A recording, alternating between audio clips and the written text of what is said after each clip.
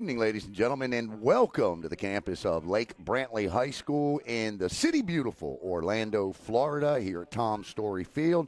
I'm Alan Slaughterzinski, joined alongside by my broadcast partner, Mr. Derek Smith, the head coach of the Viera Hawks, our producer tonight, Caleb Brown, and Mr. Brian Keys in the box with us once again here tonight for Orlando Phantoms football, the Amateur to Professional Development Football League, the APDFL, as the Phantoms host the Georgia Noles here tonight. And for his take on what we can expect, and before I ask Coach to chime in, let me just apologize for the end of the pregame show there. We don't know what happened. Technology's technology, and it is what it is. If I confessed I knew what went wrong, well, I'd probably be somewhere else. Derek, welcome. Coach, they're 0-2, uncharted territory for the Orlando Phantoms. We talked to Ron Scarlatta before the game. How did they get this turned around?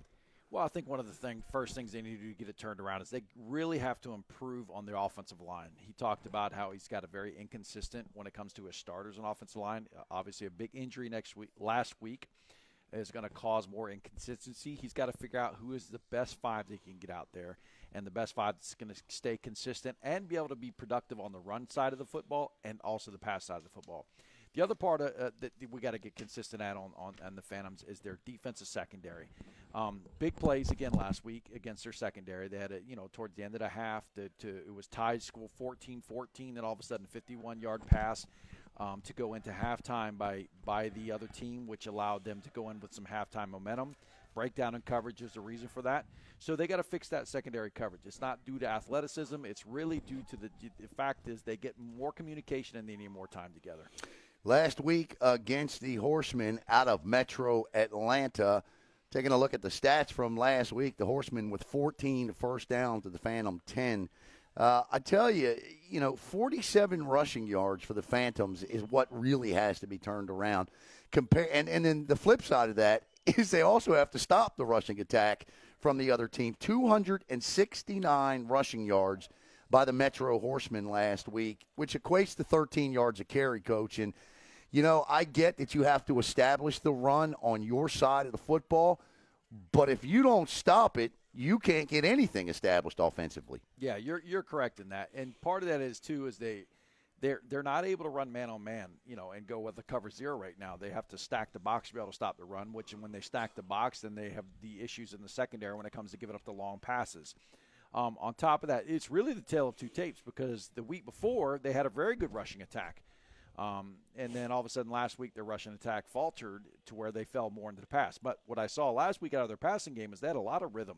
Brown all of a sudden started clicking. He looked really good. He put up a lot of yards last week. Now if they could put week 1 rushing with week 2 passing, their offense can really be deadly.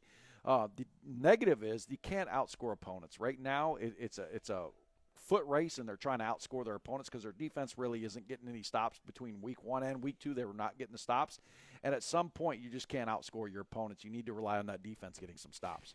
You talk about that passing attack last week. The Phantoms passing game, 10 out of 17 last week for 381 passing yards. But the Horsemen, 50%, little under 50% completion percentage, 12 of 21. Yeah, man. Or 340, I should say, for the Phantoms. 12 of 21 for 201. Total yards last week, Metro Atlanta 470, Orlando 381. The biggest issue facing, and it all ties in stopping the rush, the Horsemen last week, 42 minutes in time of possession, just 16 for Orlando. Yeah, you're not going to win any football games when the other team has the ball in their hands that long. You're not going to win football games. You can't, today's offense, you're going to expect yards against you. Going into our games, I tell our defense, look, we're going to give up 180 to 200, and that's kind of your expectation with the evolution of the offense of today.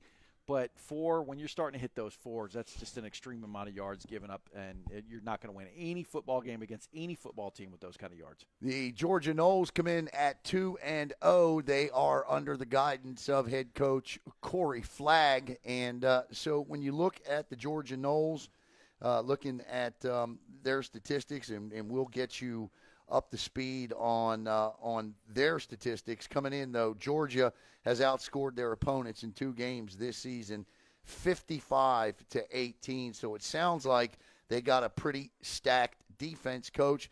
The other thing I'm a little curious about, and I'm not knocking Georgia fans at all, and I would never do that here on the broadcast, but it just seems to me the whole Georgia Noles thing is an oxymoron in terms of the name. Oh, absolutely. I mean, we're looking across and we're looking at literally we're staring at the Florida State Seminole uniform. It is an oxymoron, but more, we got to understand. Everybody wants to be a Floridian right now.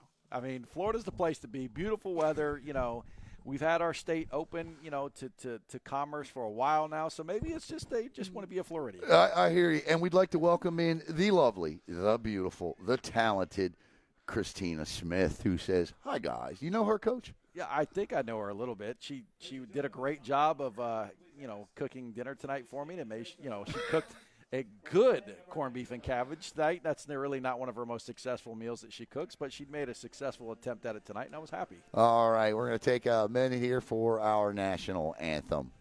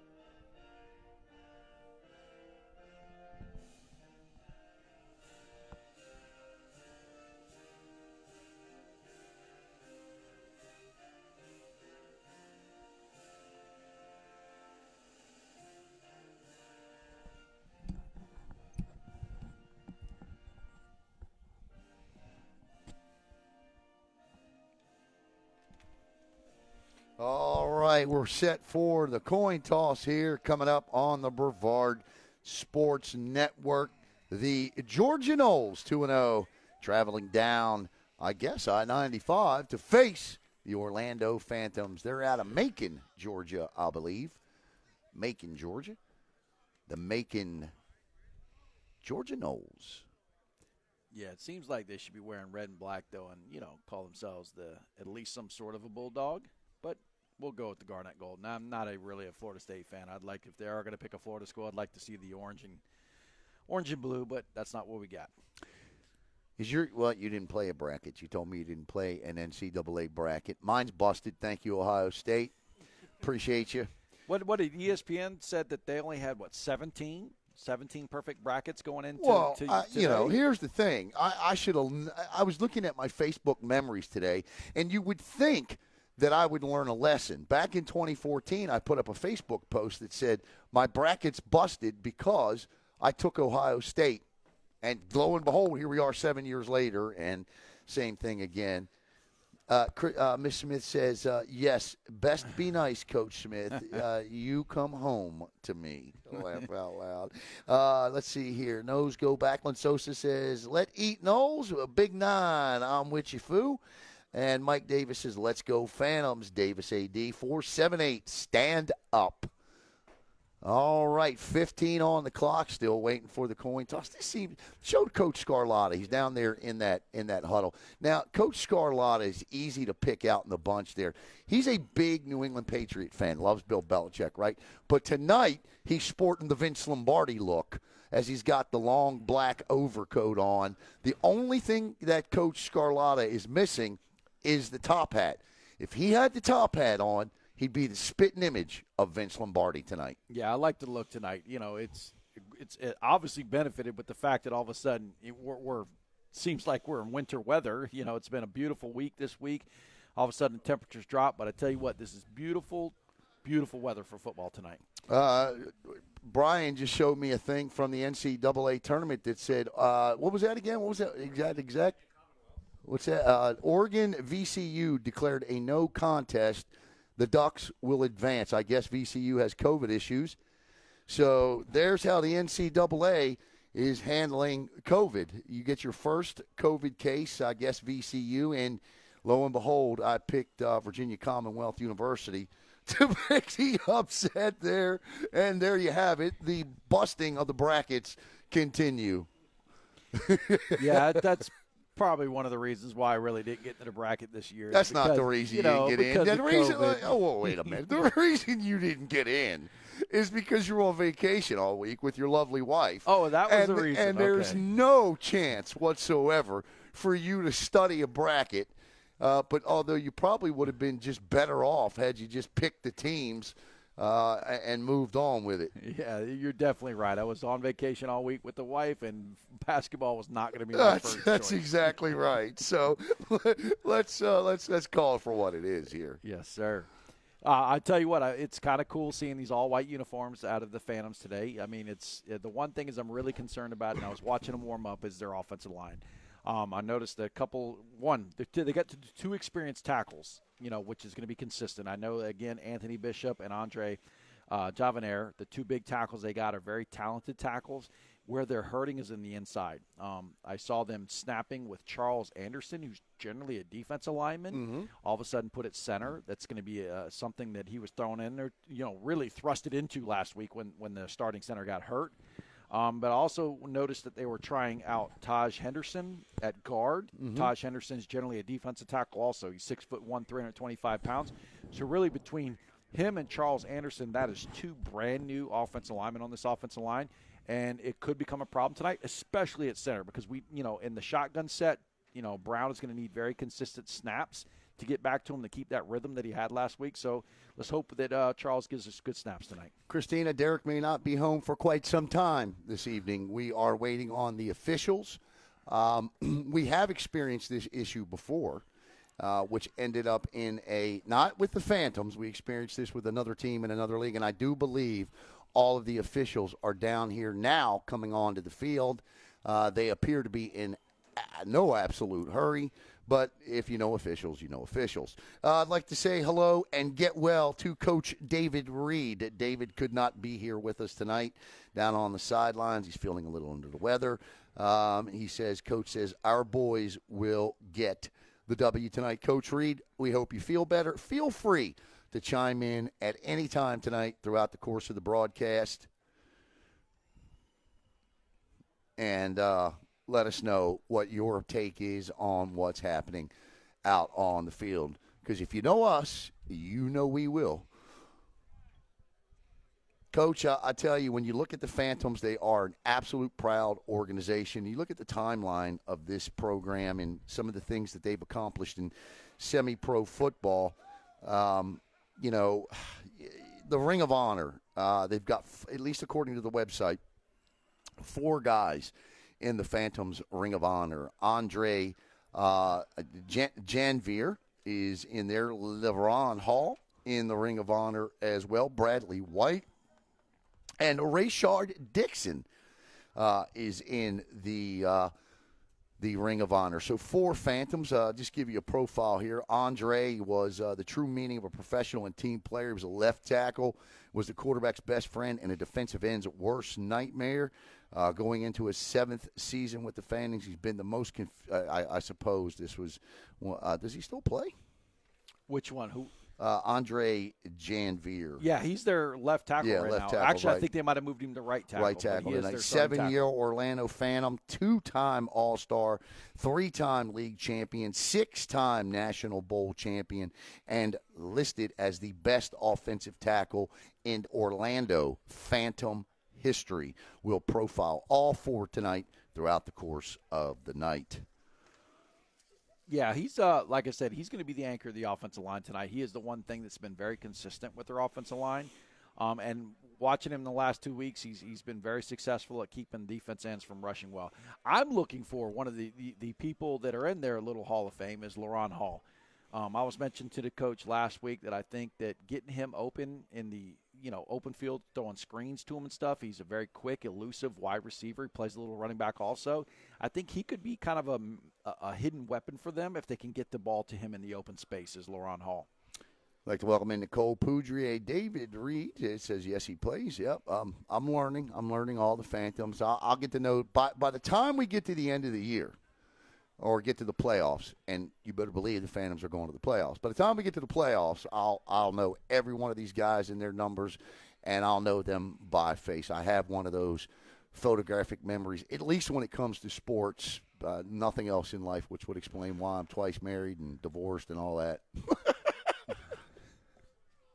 No comment from you, huh? No, look, if I comment on marriage, then it could get me in trouble. You already said my wife is on the broadcast listening right now. There's no need to dig myself any holes. Yeah, that's. If I go down that rabbit hole, I might never come out. Yep, you and Alice, huh? Yes, sir. Heading out to midfield, the captains for the Orlando Phantoms. Number 2, Michael Marshall. Number 38 there. Well, of course, Torrance Brown is out there. It's number 36. Check that. Number 36, Jeremy Spencer. Number 1 as well is Clarence Williams. We had an opportunity to speak to Clarence prior to the start of the game tonight. 1 and 2 with some big plays last week. As we mentioned, Coach, the passing game got on track. The rushing attack, not so much. And, there are several starters missing tonight. You talked about the offensive line. Also missing tonight a key member in that backfield, Roger Walker. Yeah, but the one thing is I'm very confident of, they got other backs back there that are talented too. I know Jaleel Davis, came over from the Tar Heels. He's now playing for the Phantoms. Is a very talented running back. That's a hard runner. He's got a good combination of size and speed. On top of that, like I said, I'd like to see LaRon Hall get a lot of touches this week. And then LaShawn Garnett is another quick, elusive back. So between LaShawn Garnett in the backfield, he's kind of like their scatty, quick back. Jaleel Davis is going to probably be more their power back this week. I'd like, again, LaRon Hall, I think catching swing routes out of the backfield, catching shields from the 3-by-1 set could be elusive. The other playmaker that you just mentioned, and one of their captains out there, is Michael Marshall. Michael Marshall is a big wide receiver, goes up and gets the ball. He's 6'4", 205. But he's doesn't just rely on speed. He really relies on that big body. He is fast enough to beat guys deep in one-on-one coverage, but at the same time, if he is covered like a blanket, like the DBs like to say, he'll go up and he'll moss you. He goes up in there and he grabs balls at the high point, so he's a very productive player I like to see work well tonight too. It's Florida cold tonight. It's a little bit chilly out there tonight. The wind's blowing. Which way? Which direction? Kind of a scattered wind tonight. It really moves from, I guess that's east to west here. If I have my bearing straight, and chances are I probably don't. North-south, blowing north-south. See, I did not. As we've mentioned before, get the grass out of your pocket and throw it out the window. Let's see which way the wind's blowing. That's exactly right, Coach. 15 minutes are on the clock. I have waited for the coin toss for 20 minutes and missed it.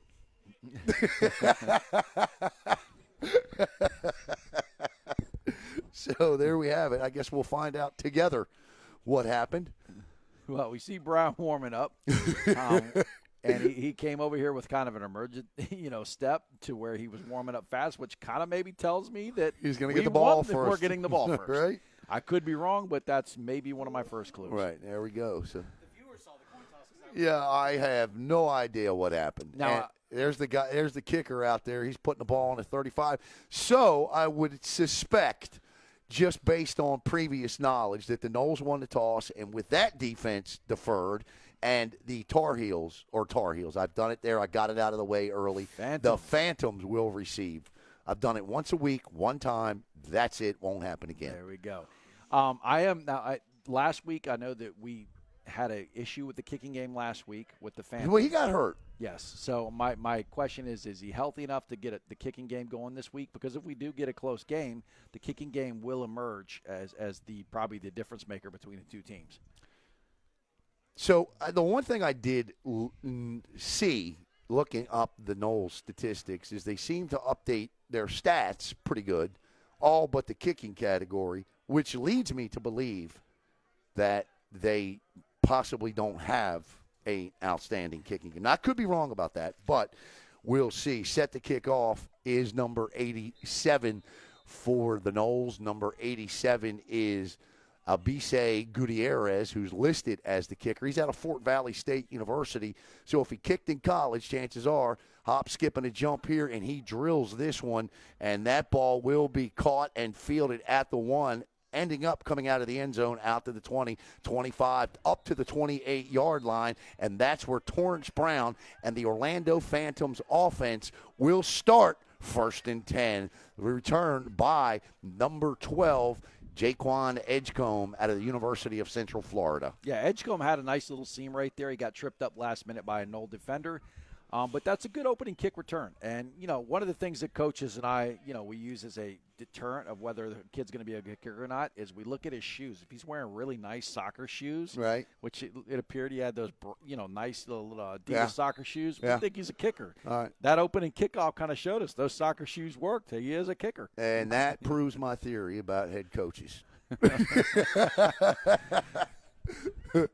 We look at the soccer shoes. He was wearing football cleats, not a kicker. He was wearing soccer shoes. 1st and 10 for Torrance Brown from the 29-yard line. From the shotgun, 2 wide receivers to the left, 1 to the right. Georgia shows blitz. They bring it straight up the middle, spins, turns, nice gain, maybe out for 4, possibly 5 yards. There is LaShawn Garnett, the big back, Coach. Yeah, Coach said he was going to try to establish the run tonight. He wanted to make sure that, he said he calls 12 to 14 play-action passes a game. They wanted to establish the run to be able to make that play-action effective, especially using a tight end set. Good opening run by Garnett. It's 2nd and 5. We'll call it 4.5 for the benefit of the Phantoms. So 2nd and 4.5. Same formation, Coach. They're just going to actually keep it, but they're just going to flip Garnett to the left this time. Brown from the gun. 13:58 just underway here from Tom Story Field at Lake Brantley High School. The give is to Garnett again. He pushes ahead, cuts back outside. That time ran right in to the defender. Had he cut that back, Coach, possibly could have picked up the first down, but he'll pick up 1, maybe 2 if the spot's a good one. Yeah, you're correct on that. That was the wham play. Remember talking earlier with their coach, they said they have a wham play where they pull the guard and they want to kick out that 3-tech. That's, we call it a trap. He calls it a wham. If he cuts that under his block, then he probably hits that for about a 6 to 8 yard gain. The key to that is keeping it underneath your block, not trying to bounce outside your block. He bounced outside the block, and they end up stretching it for about a 2 yard gain as opposed to a big hit where it could have been. Coach, the Noles are in the defense you don't see a lot, a 3-4. Yeah, they got some big boys up front, so it seems like they have the bigger guys that can establish a run. That's a QB keep right there. There was a zone read where the quarterback believes he read that he should have kept the ball. He gets stretched a little bit, and that's about a 2.5 yard gain for the first down. He needed 2.25 yards, and that's exactly what he gets. First down, Phantoms. That is a good sign. Yeah, what Brown's doing right there is, what they call a zone read is he's watching the defense end. If the defense end takes a step towards the running back, he pulls it and he keeps it. If the defense end stays outside and keeps his eyes on the quarterback, he hands the ball off to the tailback. What's the benefit of a 3-4, Coach? Why do you run a 3-4 as opposed to a 4-2 or 4-3? If you got 3 big boys up front, all 3 are 2 gappers. So now you're able to control 6 gaps with 3 guys. When you play a 40 front, generally those are single gap guys, so you're controlling 4 gaps with 4 guys. So you kind of get to control more gaps and allow more linebackers free to run the football. The other thing that does, Coach, is what Jaleel Davis just did there, is if you're quick, you can hit that gap quickly and make them pay. Jaleel Davis with a gain of 14 and another Phantom first down. Yeah, Jaleel Davis was the running back I was talking about in the beginning of this show that I feel is their power runner, but I think he's not just power. When you watch him get in the open field, he has the speed to break it too. He came up from Tar Heels last year. I think he's a really good back that's going to get a lot of feature tonight. But again, that 3-4 front, you got to have 3 defensive linemen that are very powerful, very strong, that can control those 2 gaps, and your linebackers got to fly. You got to have speed, yep, speed at the linebacker position, because you got to be able to control the gaps. Because your guys up front, they're really there for gap control. That is correct, and they were slow to get to the football on that one. That should have looked like offsides down the field, nearly picked off. The intended wide receiver it looked like, who was that? Number 3, and that would be Maurice Thomas, and broken up on the play by number 18, Gary Watkins, out of Northeast High School in Georgia. Yeah, I think Brown thought he had a free play there. I thought he in his I mind, thought he should have had a free offsides. play. Yeah, and it really looked like that, but again, it wasn't thrown. And he kind of just threw it up with the intent that he had a free play. I think the intent, was there if the flags were thrown. We were kind of in a lucky state that didn't get picked off. 11:19 to go. The incomplete pass will stop the clock. 2nd and 10.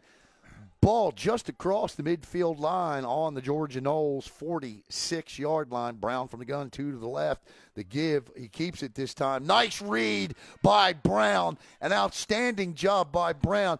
Obviously, Coach, that is the quarterback read. I believe the intent was to give it to the back, but he saw that defensive end commit inside, and once he did that, it parted like the Red Sea out there. Yeah, Garnett, the tailback, clamped down with the intent to not give up that ball, but that is the correct read. See, in that 30 front, when that defensive tackle takes a B-gap look as opposed to the outside, then all that contained falls on that outside backer. With them having a 2 wide receiver set to the side they just ran the ball to, that outside backer is kind of hanging on an island. Does he play the quarterback or does he play the slot receiver?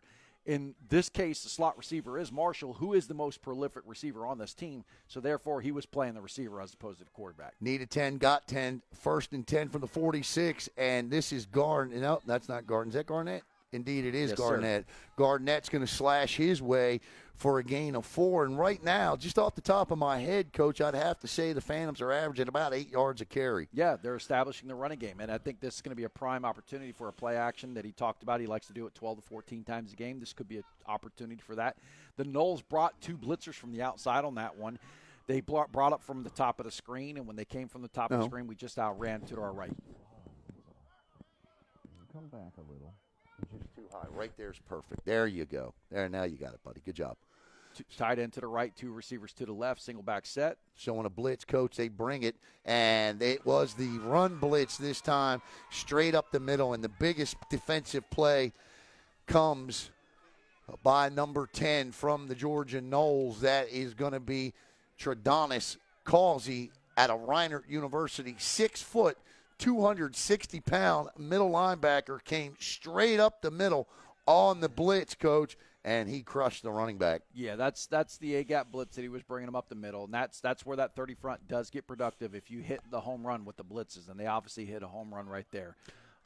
All right, I know we're just probably a little bit outside of Johnston's field goal territory, so I would have to think, unless they are 4th and short, this might be 4th. Well, we'll see here. If they're 4th and long, I think they go for it. They may even try to kick a field goal, 4th and short. Brown pumps, throws, fires, caught. Beautiful play across the middle, complete to number 3, Maurice Thomas. That's a gain of 16 and an Orlando Phantom first down. I'll tell you, that the offensive line, considering that they're putting pieces together, like the coach said, great job with the pass protection right there. It was close. Brown pumped. If you saw that he had a little pump, pulled it, and then hit the receiver soft in his zone, almost got hit on that pump. But beautiful job by both tackles, keeping those DNs from coming good. Good communication between the guard and centers to stop that blitz that was coming up the middle. And Torrance Brown, who has started slow in each of the first 2 weeks, has come out like a man on a mission for the Phantoms tonight, zipping that ball in there. 1st and 10, ball inside the Beach Wave Volleyball Club red zone.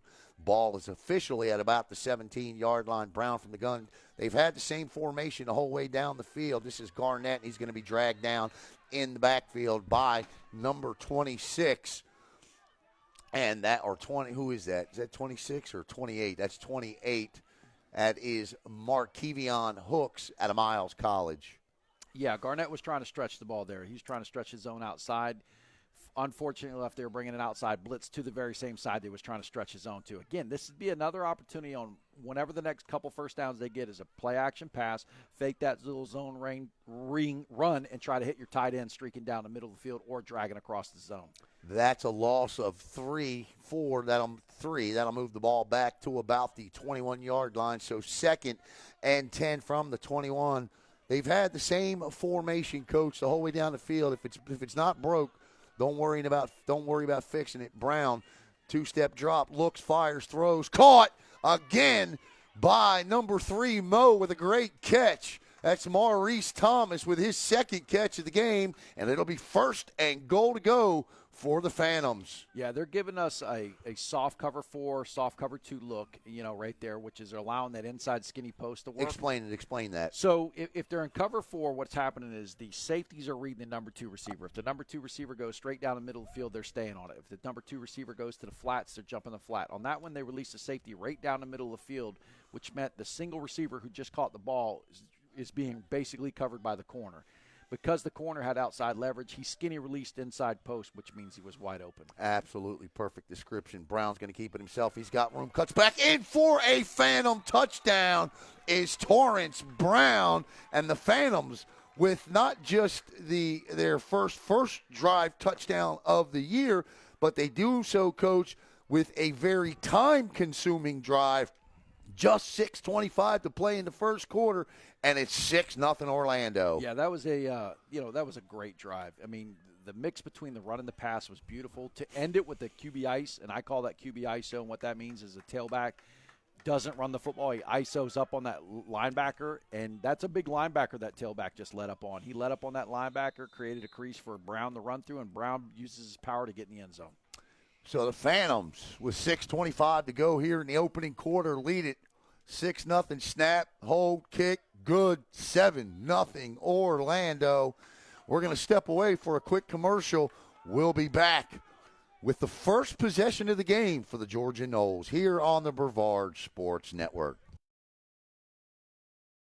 Hey everybody, Alan Slaughter-Zinski for the BREVARD Sports Network. For the best in local Space Coast sports coverage, log on to Facebook and follow us at BREVARD Sports Network. If you're looking for top-notch youth, high school, and college coverage, once again, BREVARD Sports Network on Facebook. You'll see interviews, broadcasts, game previews, game recaps. You'll see it all. Once again, BREVARD Sports Network on Facebook.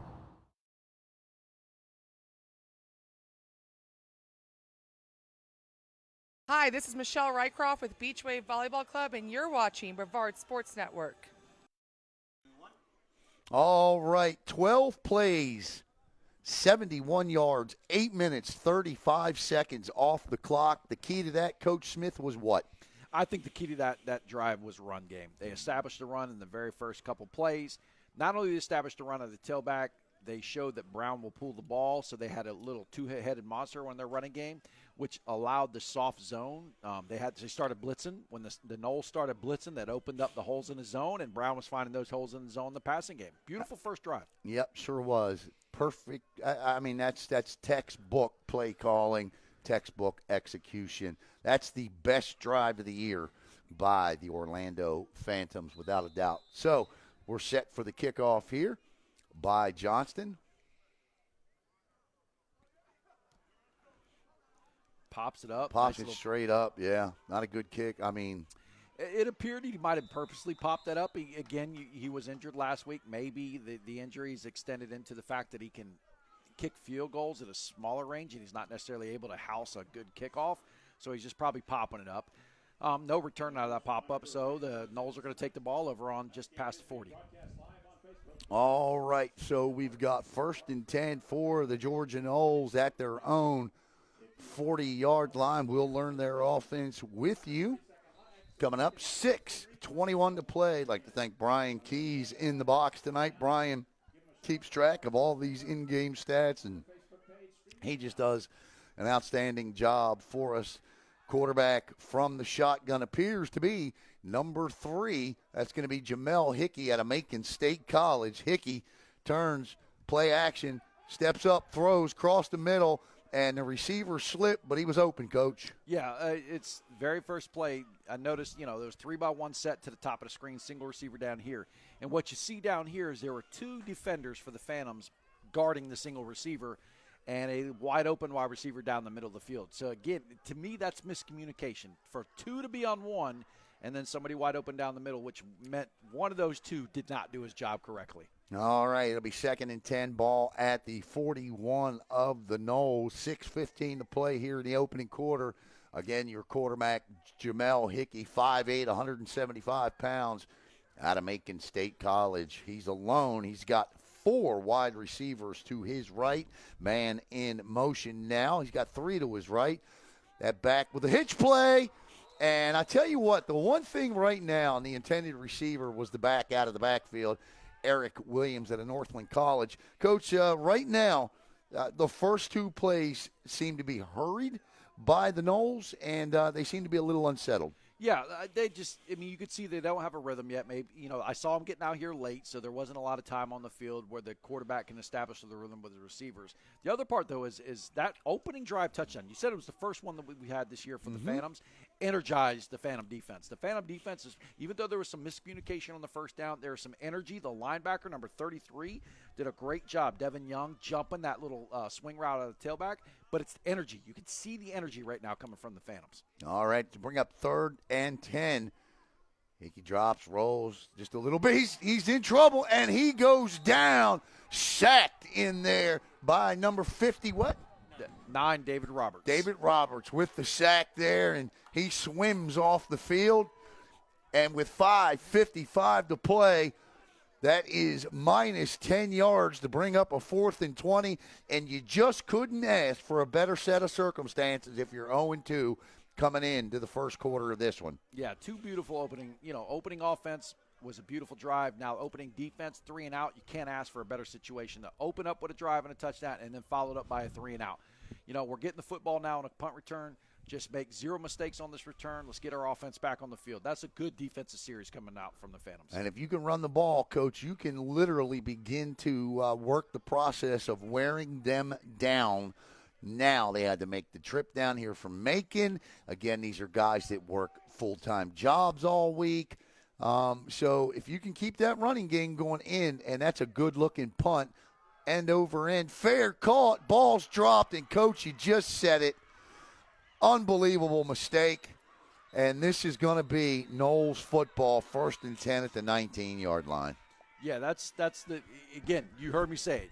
We're getting the football. We can't make any mistakes. You just had a great 3 and out. You got to allow the energy of your, offense in the first drive, defense in your 3 and out. And what happens is it doesn't matter what level of football you get to. Sometimes offensive guys get too excited. Now, the defender might have been within that halo, the halo protection, because he did call for a fair catch. That is the discussion you're seeing out of the referees. But I didn't see a flag or a beanbag go out, so I do think that was just a fumbled return.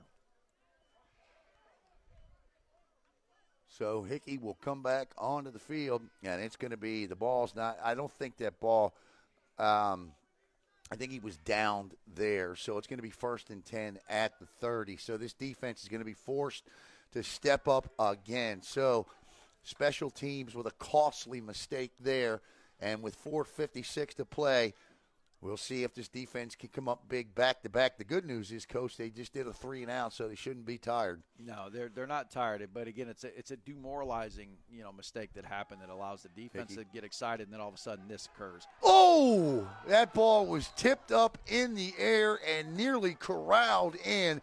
That ball was just rocketed from the quarterback to the receiver. In fact, so much so, Coach, that it bounced off his hands and nearly into the hands of the Phantom defender. Can't see his number. 44. 44 for Marquise Mitchell. Marquise Mitchell out of Geyer High School nearly had him an interception. Yeah, Jamel Hickey for the Noles has a very strong arm. The only disadvantage he has, he's 5'8", 175 pounds, so he has a hard time seeing over the offensive line, but very strong arm. But great play right there trying to not bat the ball away. I mean, you got a point. Noles showing blitz, and indeed they do. It's a run blitz. They catch them, and that's a good run by number 23. It's going to be for 12 yards. The carry by Eric Williams at a Northland College, 6 foot, 200-pound running back, and they caught him on a run blitz there. Yeah, that was a good, strong run. They're bringing out, exchanging a new defensive lines running in there to try to keep fresh legs on the field. Let's just hope they don't get caught with not enough players on the field. Well, they're going to be forced to take a timeout, Coach, because the Noles are doing something they didn't do on the first drive. That's a hurry-up offense here. Yeah, they caught us with tempo right then. But, again, let's go back to – so one of the things I tell our punt returners, is we need to understand is one of the biggest goals for defense is go 3 and out. I mean, that's like a touchdown. Offenses go out there with the intent to score points. Defenses go out there with the intent to 3 and out. And I tell our punt returners, if we got a 3 and out and the ball's being punted to us, we're getting the ball back after a 3 and out. Don't risk anything when it comes to catching that punt. If it's not easily fielded, if it's in traffic, let it go. I'd rather the ball hit the turf, right, go another 20 yards, and have your offense go out there with a fresh attitude, especially after that first drive, and have a chance to score, than create a mistake down here. That mistake's hopefully right now it's not costly, but it could end up being a costly mistake. If you want to throw the punt team off, then you put up for the fair catch signal, and you run 20 yards north of where the ball is. Yeah, just keep look like you're going to catch it, run away last minute, and the ball doesn't hit anybody. Right. So it'll be 1st and 10, ball at the 19-yard line for the Noles, trying to see if they could get points off turnovers. This time to give, bounces outside, cuts back inside, bouncing off a couple of tackles. He's going to pick up 7 yards, and this is what I feared. Williams with another good run there, and that's going to be 2nd and 4 following a gain of 6. We've got whistles and an injured player down on the field. 4:06 to go here in the first quarter. The Phantoms on top, 7-0. Yeah, another strong run coming out by the Noles. The Noles are trying to do the same thing back. They're trying to establish the run in order to create holes in the zone when they start passing the ball. We don't want to see injuries, on either side, especially, on the Phantom side, because they're already riddled with quite a few injuries, which is causing them to be down starters. He is jogging off the field. Maybe it was just a quick little ankle roll. He'll probably be back on the field here in a few seconds. Yeah, he's coming off well under his own power. Last week, the Phantoms allowed these stats courtesy of Brian Keys. Last week, the Phantoms allowed rushing yards, 269 rushing yards last week, 13 yards a carry. I'd like to welcome in D. Jackson watching here on the Brevard Sports Network. 2nd and 4, 3:44 to go for the Georgia Noles. They trail 7-0, but looking for points off turnovers here. Nobody in the backfield. With 12 players. Yeah, and they're also yep, that's exactly right. Ball's tipped. This time it's intercepted. Or did he get it? Yeah, yes, he indeed. Well, the Phantoms are lucky that, that literally is kept as an interception. They played with 12 players. The player that they were running off the field noticed there was 12 players and got off the field obviously on time. So good job putting your hand up. But that interception was created by a tip ball by their defense. And Marquise Mitchell comes down with it, number 44. And I tell you what, Coach, that's a big-time turnover. And all of a sudden you can sense that momentum back with the Orlando Phantoms, a team that had come in at 0-2, and really that could potentially, if this offense can let me get it out, can continue to do what they did on the first drive and can come up with points here. If they can come up with a touchdown, that's a 14-point swing. Yeah, without a doubt. And again, that turnover is crucial. That's probably where they would have had the ball if the punt returner would have let it bounce. So they're really at the spot that they could have been at.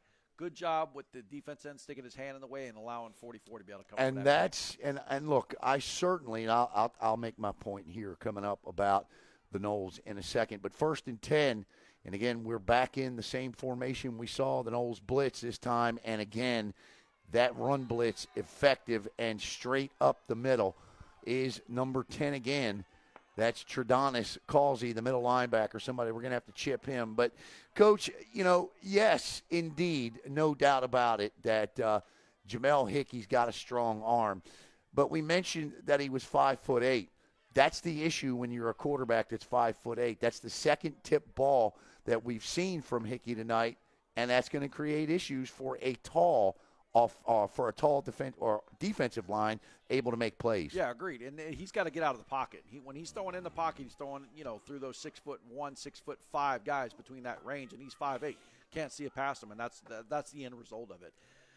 That first down play, they're bringing 7 guys. I mean, it's hard to block 7 when you only got 5 up front. Well, they're bringing 7 again. Yeah. Brown's in trouble. Yep. He gets down to the 1. He's going to be sacked. And this is going to be 3rd down, Coach, and a trip back to Brevard County. Officially, we could be looking at about, what's that? That's going to be 25, 26 yards. Yeah, that's, again, 2 blitzes in a row coming out of the Noles. How you slow that down, again, goes a couple things. They can either come up with a screen, tailback screen out of the backfield, catch them on a blitz. Quick slant, Play action to a quick slant. Your play action better be fast, though.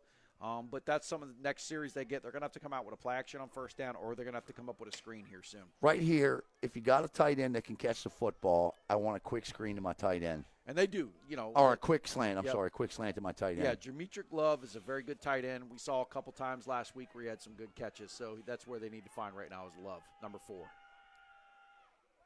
I like the play call here. Got a blocker out front. That should be a face mask. Grab the helmet. No flag. Going to bring up 4th and 9, but at least they get out of the end zone. The shadows of the goalpost will not be on Ryan Johnston's back. So punt coming up here with 1:22 to play in the opening quarter, but the Noles will take over with good field position. Back deep for the Noles is Torrey Johnson out of Jones County High School. Yeah, it's a good call. It's a quick pitch. It's just a Pennington came in. That's his first carry of the night. He's a little different back. That's the first time I've seen him run the ball out of the backfield. But it was a quick pitch to Pennington using his speed. They were really trying to create some room to punt the football. Nice call.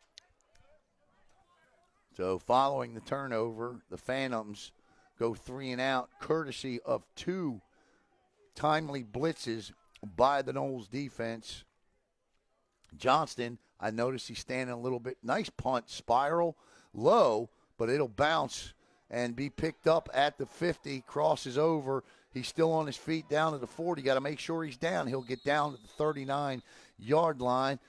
That was officially a 34-yard punt, an 11-yard return, 1st and 10 for the Noles at the Phantom 41-yard line. Yeah, that was Torrey Johnson Jr. returning the punt. The Noles were trying to set up a punt return. They really weren't trying to block the punt. They were setting up a return there. Yeah, and you'd said they got to make sure he's down. Torrey seems to be a little bit elusive. We got to make sure that we tackle on special teams. I did notice, too, that Ryan Johnston was standing back a little further from the line of scrimmage this week, Coach. You noticed in week 1 how close he was. Yes. Last week, it caught up with him. They had a punt blocked last week that resulted in a touchdown. This week, they seem to have made the adjustment. All right, back out is Jamel Hickey. And Hickey is in the gun. He's got 2 wide receivers to his right. This time he gives to his running back who cuts it back. And he's going to pick up 8 yards straight up the middle, Coach. That time it's K.J. Lott out of Shorter University. Yeah, right now they're getting a surge out of that offensive line. The offensive line just moving the ball right there. That's the first time we've seen K.J. Lott run the football. So it seems like they got 3 or 4 tailbacks to be able to put in there. One of their offensive linemen's run off the field because he lost his helmet, so they're coming in there with a backup guard. Let's see if that affects the rhythm. But the running game of the Noles is starting to show a little bit of dominance, and that's what hurt them last week was they could not stop the run last week. All right, that's going to take us to the end of the first quarter. A 12-play, 71-yard drive that took over 8 minutes has the Phantoms on top 7-0. We'll be back with the start of the second quarter here on the BREVARD Sports Network.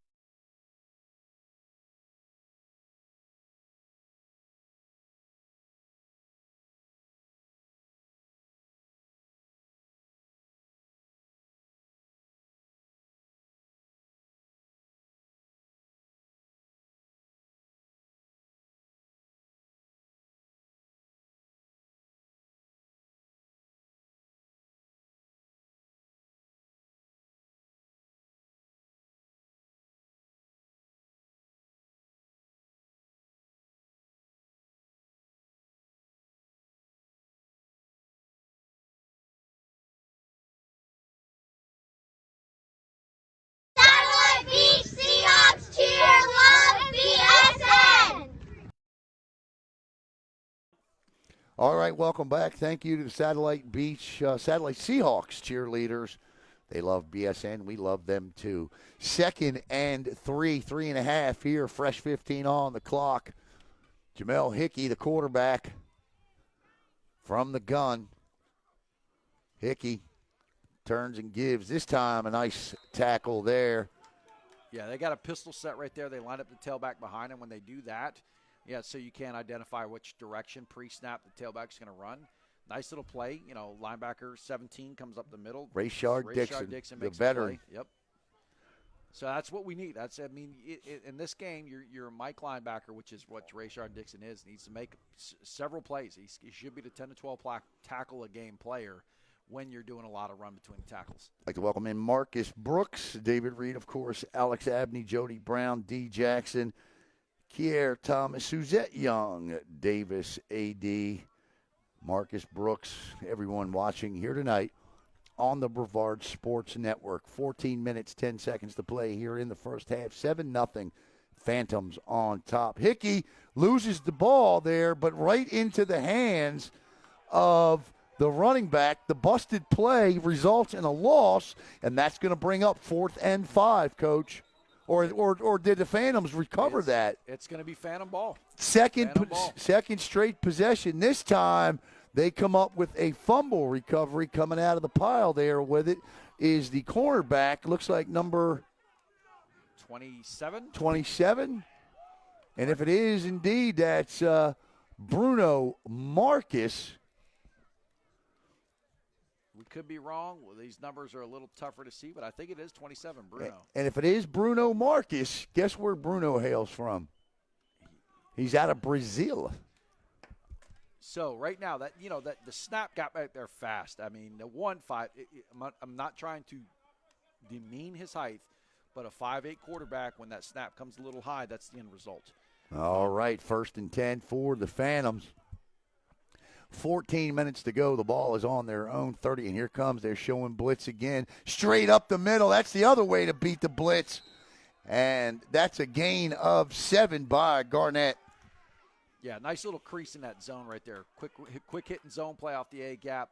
Good job picking up the blitz. They found a little crease and a good quick hitter for 8 yards. LaShawn Garnett out of Garden City High School. 2nd and 3.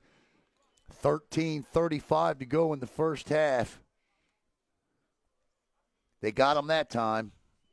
They just ran Jaquan Edgecombe on the field. Generally when he's on the field, he's kind of more of an elusive playmaker. Maybe they're looking for the little play-action play here at 2nd and short and trying to find him in a soft zone. 2nd and 3. This time the give is to Garnett straight up the middle. He'll wiggle his way through the middle for a gain of 6, and that's going to be a 5. But that is enough for a Phantom first down. Yeah, the offensive line right now, considering Coach said he's piecing it together, he's got a pretty good little piece that he's put up there. The offensive line is moving both sides. Both offensive lines are doing a good job moving the defensive line up front, and both sides are getting a good running establishment. Coach, it's hard enough at any level to play next man up, but when you're talking about amateur to professional development football, next man up is not always easy.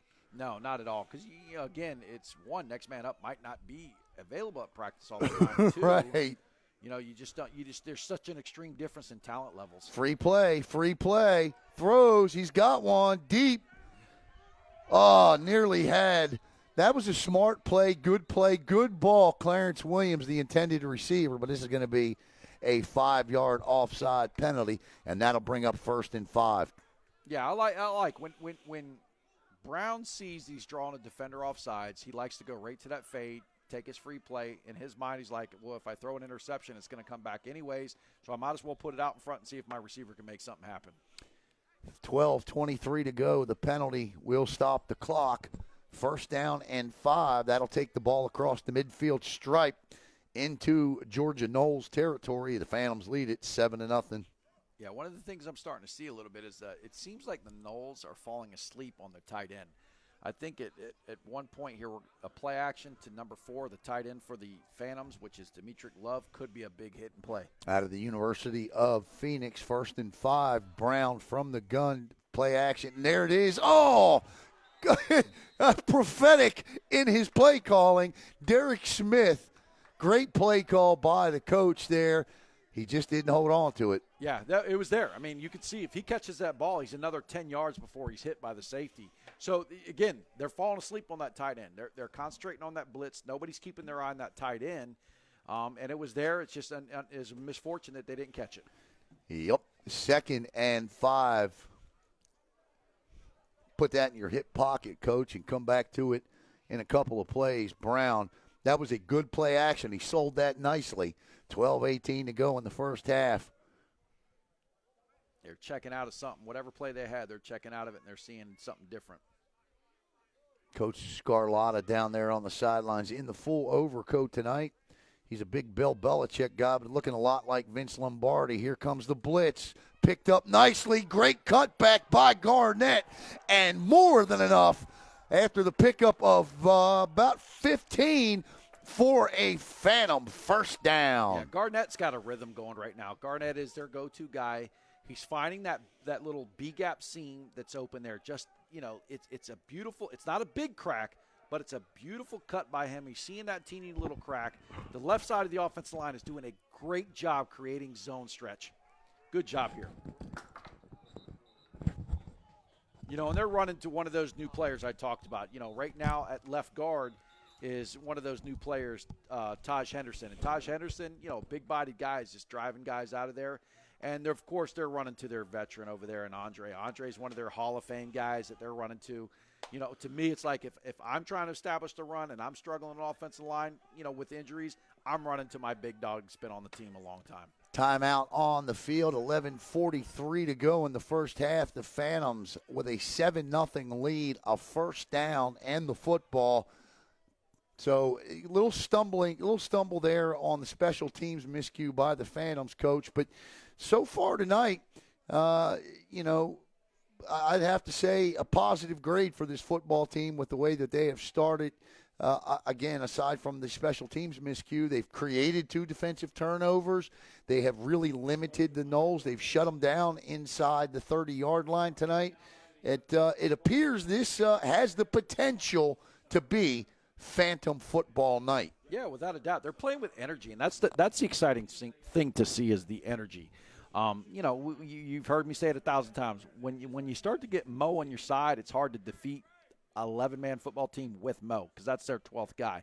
And they've got momentum. They've got energy. You see the sideline. As we watch the sideline, I was watching just then that, David Roberts, one of the defenders, went over to that huddle and he started slapping, the back of the helmets of his offensive line. But it wasn't out of anger. It was out of excitement because he's enjoying watching his hogs out there, pick up and rut those other guys out of the holes. It's a good job. And seeing this excitement is something that we didn't really see in the last 2 games was the utter excitement that they have right now. Thrashers over the Predators 7-6 and PCT 56-0 over the Savage in other action around the APDFL tonight. Yeah, it appears the Savage isn't scoring very many points, are they? 56-0 is not a sided, that's a one-sided game, it appears. Yep, no doubt. Coach, or Alan, this is the time when I just mentioned that they had the tight end open on a little play action opportunity. I know they're establishing the run's hitting, but this is a perfect opportunity. Not necessarily go back to the tight end, but fake that run and try to hit either a tight end or number 2 Marshall, slashing a skinny post across the middle. I think it's a good call opportunity here. Here's what, if I'm an offensive coordinator, all right, so what are you calling right here? Hurry up. Play action. I'm faking the zone play, and I'm hitting my slot receiver on a skinny post. I'm going to go a 2-step drop and throw a corner route in the end zone. We'll see which one we get. The only reason why I don't like the corner route in the end zone is the corner should be keeping his eye out of the backfield, and corners play the pass where safeties put their eyes in the backfield and get caught up on that run and open up the skinny. Marcus, I have no idea. APDFL.com is where we're picking up our scores, and they didn't have that particular score. Is Coach updated. Reed still on the Coach broadcast? Coach Reed's Coach on Reed, what are they calling right now? Tell us, Coach Reed. Come on, give it up for us right here. What are they calling? See if we get a response. It might be delayed, though, so you got to wait. He's still got to type it in. As long as he types it in, we'll see it down the road. Yeah, we'll see it, yeah. He might cheat and wait for the play to get called. I may or may not have been thinking that's what I would have done. I'd like to thank Caleb Brown and, of course, Brian Keys, guys you don't hear on the broadcast tonight, but certainly helping out here. Caleb producing the broadcast, and Brian just does an outstanding job tracking these stats. And with his, he's just been a remarkable addition. Slant, says David Reed, slant. There you go. All so right. He wants a play action with a slant. No, he didn't say nothing about a play action. Well, he just said a slant. He wants something to number 2. That's what he wants. Something to Marshall. I want a corner route here to number 3. He's got one-on-one coverage out there. maybe a back shoulder fade. I'll take it. And because I don't think this safety's in any position to help. And, in fact, he's creeping. Little quick pitch again. That was what they got themselves out of the end zone in that last And situation. this could be. Oh, no. And that's a touchdown-saving tackle there. Outstanding pitch to Garnett, and Garnett picks up 15 more for a first down, Coach. Yeah, it's he's got the rhythm right now. They're pulling him out. It seems to be he might be getting tired, or they're putting Newtail back in, but he's got a nice rhythm. Twice they've ran that quick pitch tonight. Both times were both carries were over 10 yards. Nice little quick call. What it's doing is it's keeping that outside linebacker again on an island. Outside linebacker wants to run with the take away the slant or run with the slot receiver or the tight end. Then he can't play the run. If he wants to play the run, then the tight end or the slant's wide open. So he's putting the outside linebackers on an island twice tonight with the keep with the quarterback and these quick pitches. As if the Noles just didn't have enough time to work some things out. They've taken another timeout, and so that is their first timeout of the night. Each team with 2 left, 11:01 to play in the first half.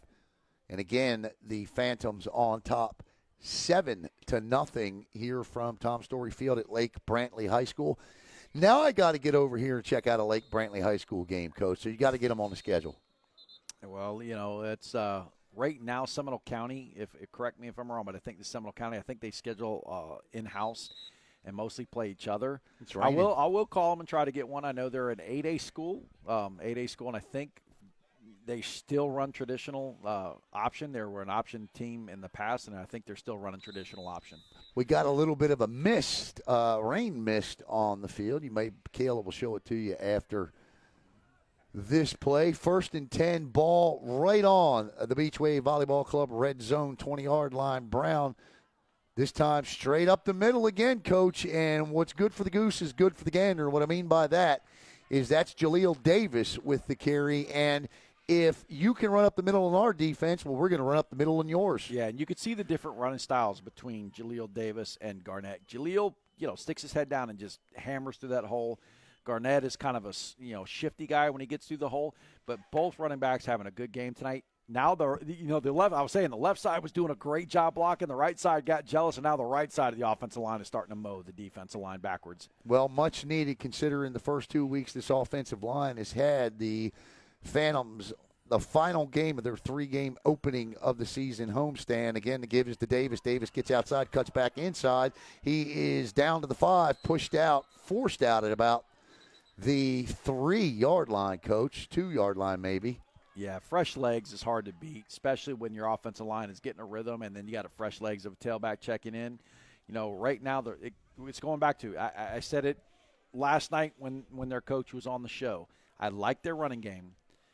You didn't establish it last week. The week 1 you did establish it. Last week you really didn't. Are you going to establish the running game? And obviously the answer to that question was not just a fictional yes, but an obvious yes in what they're showing right now. 1st and goal to go for the Phantoms. The ball is on the 3-yard line. Impressive drive again by the Phantoms. 9:30 to go. Brown from the gun turns, gives to Davis. Why not? Davis leans inside. He'll pick up one, so it'll be 2nd and goal from about the 2.5 to 3-yard line.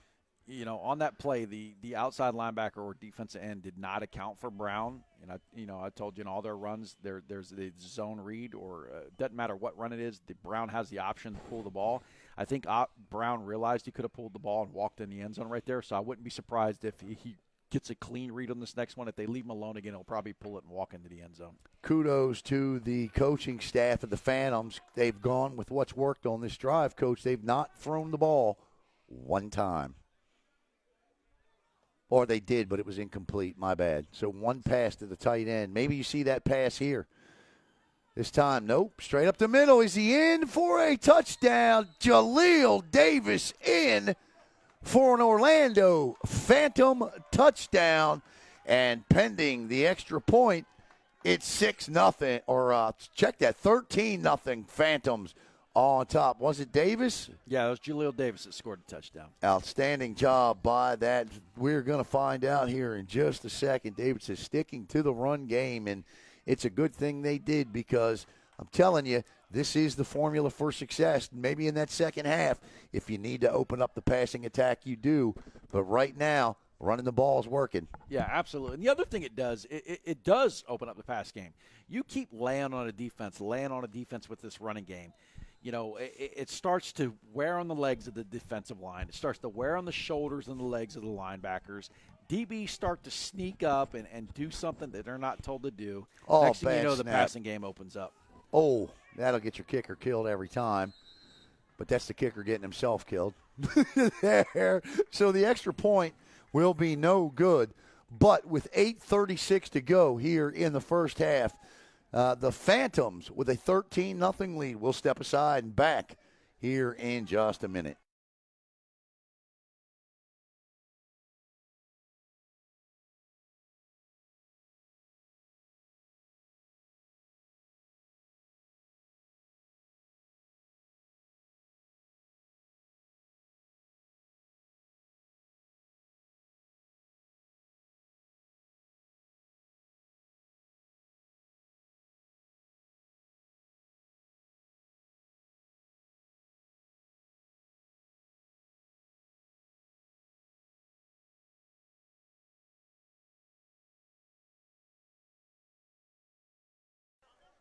One tough opponent, though, Popka. The rest of them are very beatable. Welcome back here to Tom Story Field and the Brevard Sports Network. 13-0 Phantoms on top. Drive summary brought to you by the Beachway Volleyball Club and Brian Keys. 5 minutes, 30-second time of possession, 10 plays, 66 yards, and the kickoff is dropped and then picked up at the 5. He cuts back. He's at the 20, 25. Hurdles a couple. I tell you what, if you're going to muff a kick, that's the way to pick it up and return it right there. Yeah, Alan, the one thing I will tell you I hate as a coach, I hate when the opposing team muffs kicks. Because what happens is it draws your kickoff team out of their lanes. It slows them down a little bit. It gets them out of rhythm. And the one thing about a kickoff team is people talk about speed or no speed. It doesn't matter whether you're fast or slow. You got to have all 10 even. Yep. If all 10 run down the field at 5-2 or all 10 run down the field at 4-2, as long as they're even, it's hard to find lanes. When they start to get out of those lanes, that's when holes are created right there. So that was Torrey Johnson Jr. out of Jones County High School. But it'll be 1st and 10 after the 29, 30-yard return.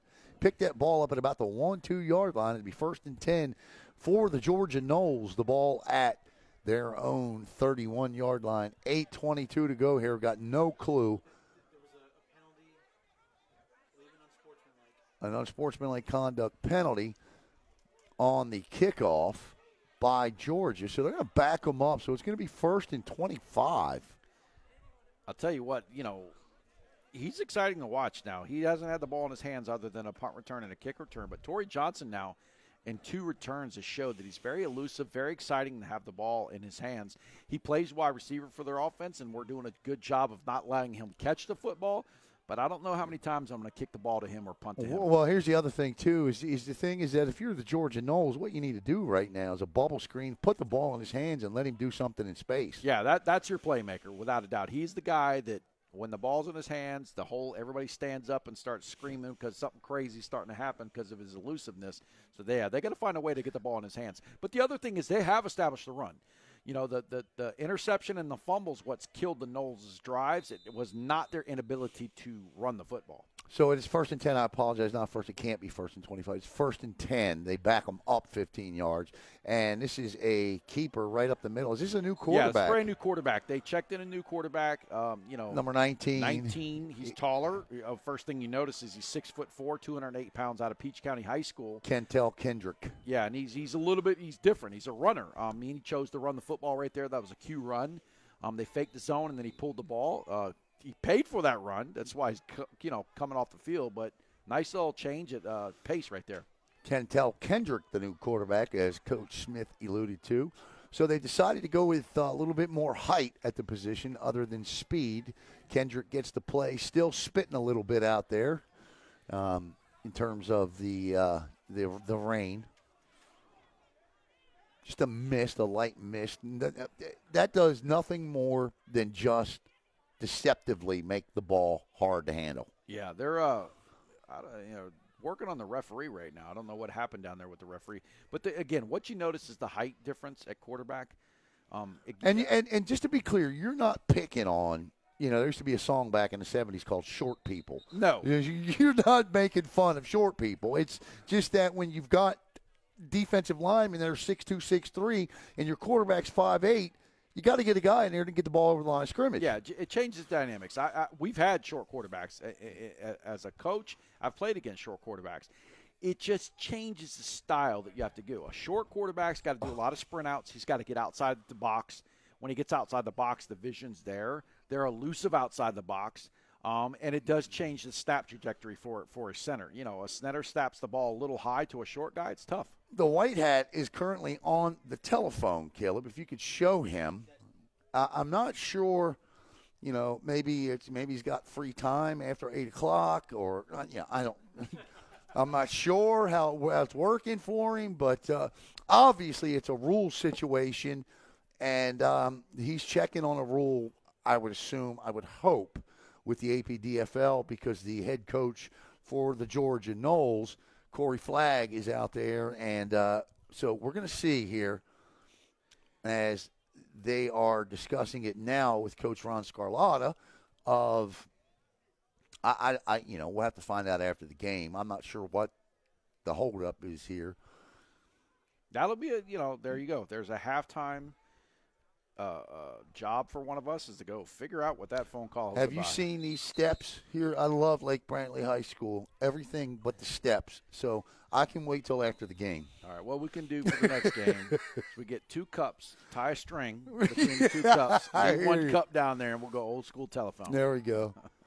So this time turns and gives, but the Phantoms are there to just swallow it up. A bad snap again there, Coach. But the Orlando Phantoms front 4 are there to prevent no gain. Yeah, there's again, it goes back to that excitement. You're seeing the energy that the Phantoms are playing with on defense. During the series when the Noles were chopping them, they weren't excited. They were getting lulled. That could be, the age of the player. Sometimes you lose excitement because you're tired. Right now, they're not tired. The long drive that the offense went on rested the defense. The defense is playing with energy, and we got a 3rd and 4 situation. The Grave Diggers, as the nickname this defense is taken on over the years. 6:50 to go, first half, 13-0. A Torrance Brown touchdown run and a Jaleel Davis touchdown run has the Phantoms on top. 13-0, 3rd down and 4 for Kendrick and the Noles, and that's going to be a delay of game. That's going to bring up 3rd down and about 8.5 now. That's a crucial penalty on the Noles. The Noles were, 3rd and 4 is very achievable. It's a run or pass down for them. They could have ran the ball. They could have passed the ball. They could have rolled the quarterback out, and he could have got one. That 5-yard penalty now puts them in a pure passing situation. So we're going to see Kentel Kendrick's arm here, likely.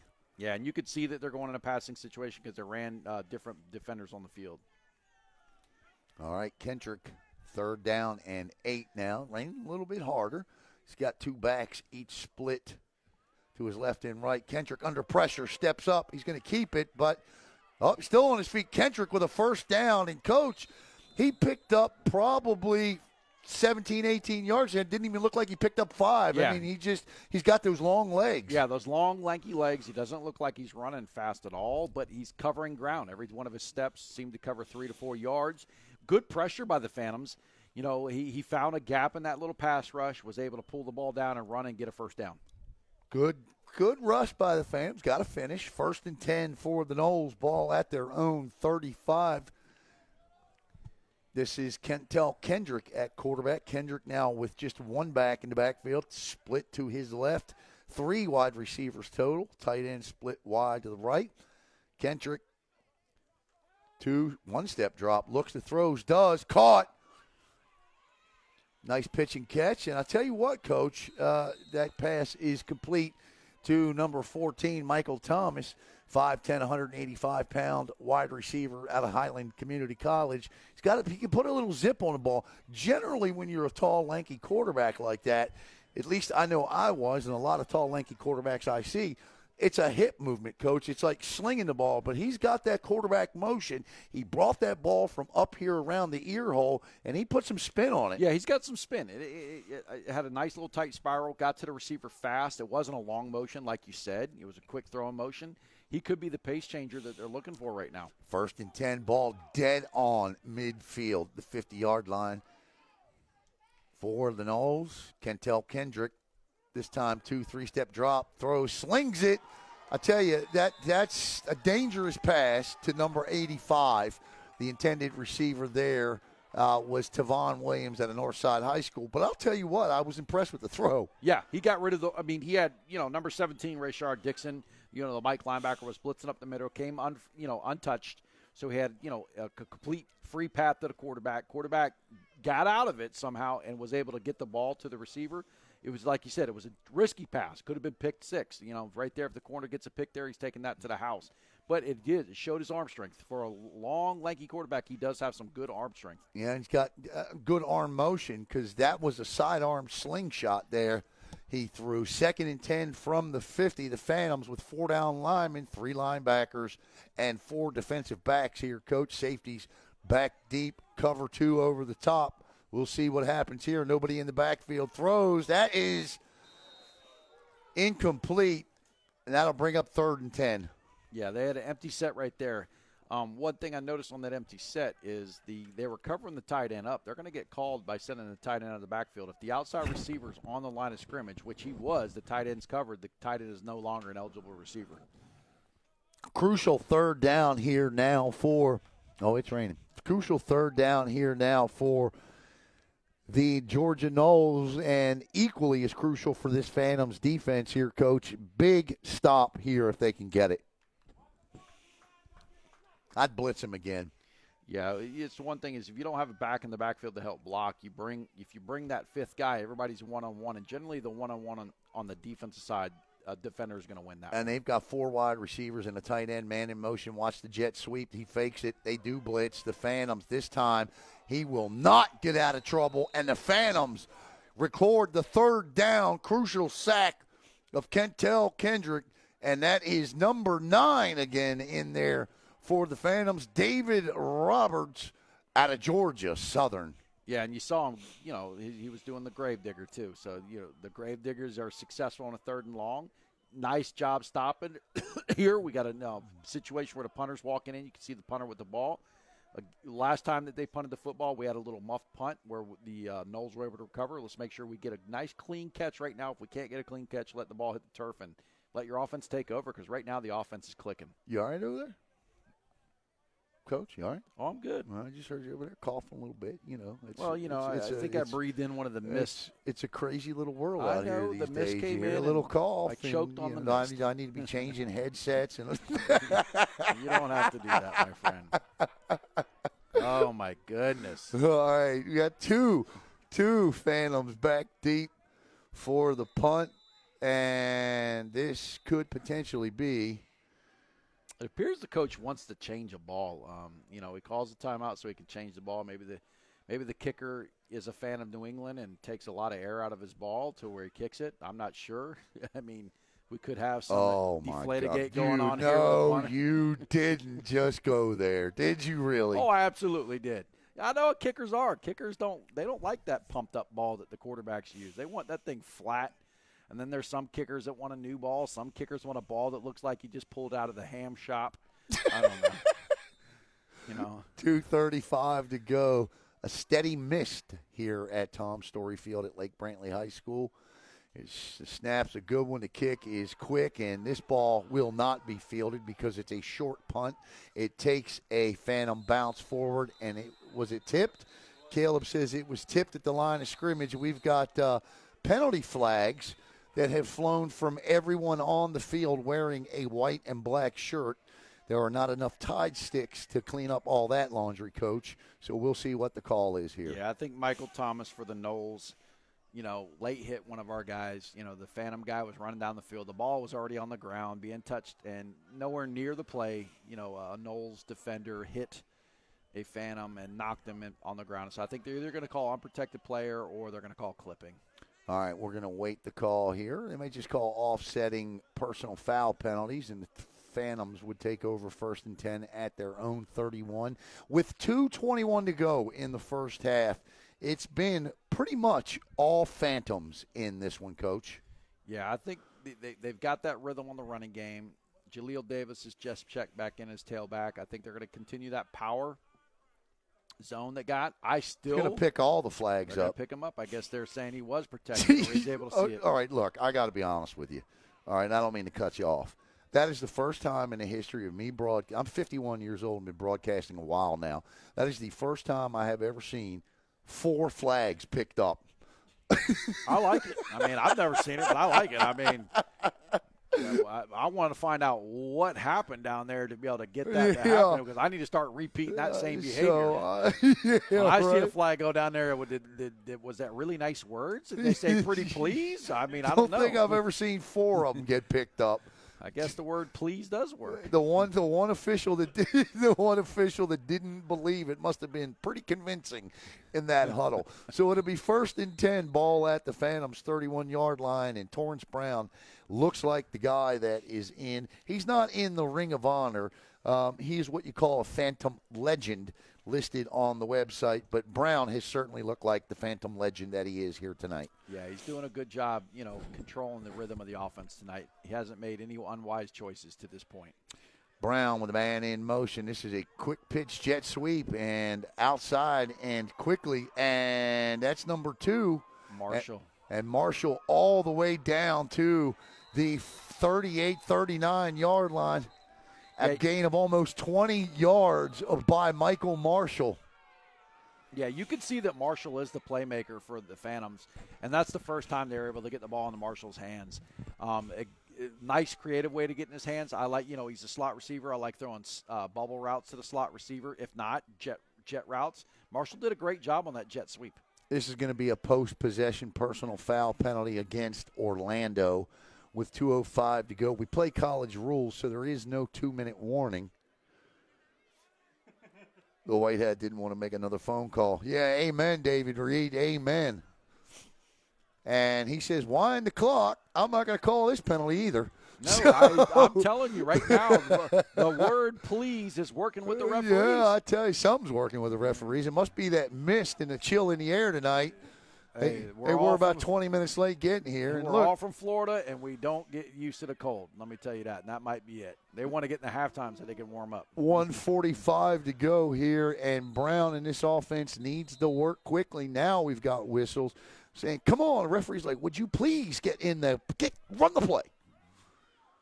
He's telling him, run the play. Yeah, he's animated. He is definitely animated right now. The coach on the Noles sideline is upset. Right now, again, it goes back to we're playing with excitement. The Noles are playing, with kind of like a negative energy. We're playing with really great positive energy. They're looking right now. When you're losing in a game, and a lot of times you see this from every team, not just the Noles, but you're looking for reasons for momentum and to give a kind of a counter play there, Coach. Faked the pitch and gave the counter back to number 23, Jaleel Davis, and Davis picks up 6 or 5, and with 1:10 to go, the Phantoms with 2 timeouts on the board, certainly a workable scenario here for points. Yeah, they brung in number 12, Edgecombe, and they faked the jet sweep to him and hit the zone play coming back the opposite side. Good night, another nice call, 5-yard call here. I think at some point they're going to probably play action and throw the football because they're going to run out of clock. Brown from the gun. This time the pitch. Nope. Brown, nice move. Looks, stops, throws. Caught by the tight end. He's down to the 20, out of bounds. That'll stop the clock. That's a Phantom first down. Ball caught by Demetric Love out of the University of Phoenix. Yeah, Coach, I'm going to put it right now. Coach is in a rhythm right now. He went jet sweep, 20-yard gain. Fake the jet, counter, come back with a 6-yard gain. This play was fake the jet, tight end cross the screen on a little play action. Tight end dragging across the field away from the jet. So those are 3 plays that work off each other. Coach is in a rhythm because that's Coach's calls right there. Phantoms got Mo right now. There's no doubt about that. 1st and 10, ball at the 23-yard line, 40.8 seconds to go. And I still think it's a little early to take a shot here, Coach. I like the play call selection. You still have 2 timeouts. You can still pick up 5, 6, 7 yards a clip. I wouldn't be surprised if he comes right there. There it is. Throws in the end zone. They do take a shot, and the receiver turned, or that was a miscommunication there by the wide receiver and the quarterback. But the incomplete pass will stop the clock. It only takes off 5 seconds. That'll bring up 2nd and 10. I don't know if I'd go in the end zone yet. No, they got a little. I mean, the short time's going to limit his play calls because I think part of them wouldn't be bad to go back with another jet sweep, but the way the outside linebacker is playing at the top of the screen, he's playing tight, and the tight end could hook him. But I think in their mindset is that they don't get the touchdown out of the jet sweep, they might run too much clock off. So they're probably going to go to the end zone two straight times. Well, here. if I'm going to the end zone, I'm doing it off play action. Yeah, without a doubt. And I'm probably trying to do it with Marshall. I don't see Marshall on the field, and Marshall is one of their big playmakers, and that's who I'm probably trying to go to. Give is to Jaleel, who breaks 1 but can't break 2, and now you're going to have to burn a timeout, and they do. 27.5 seconds to go.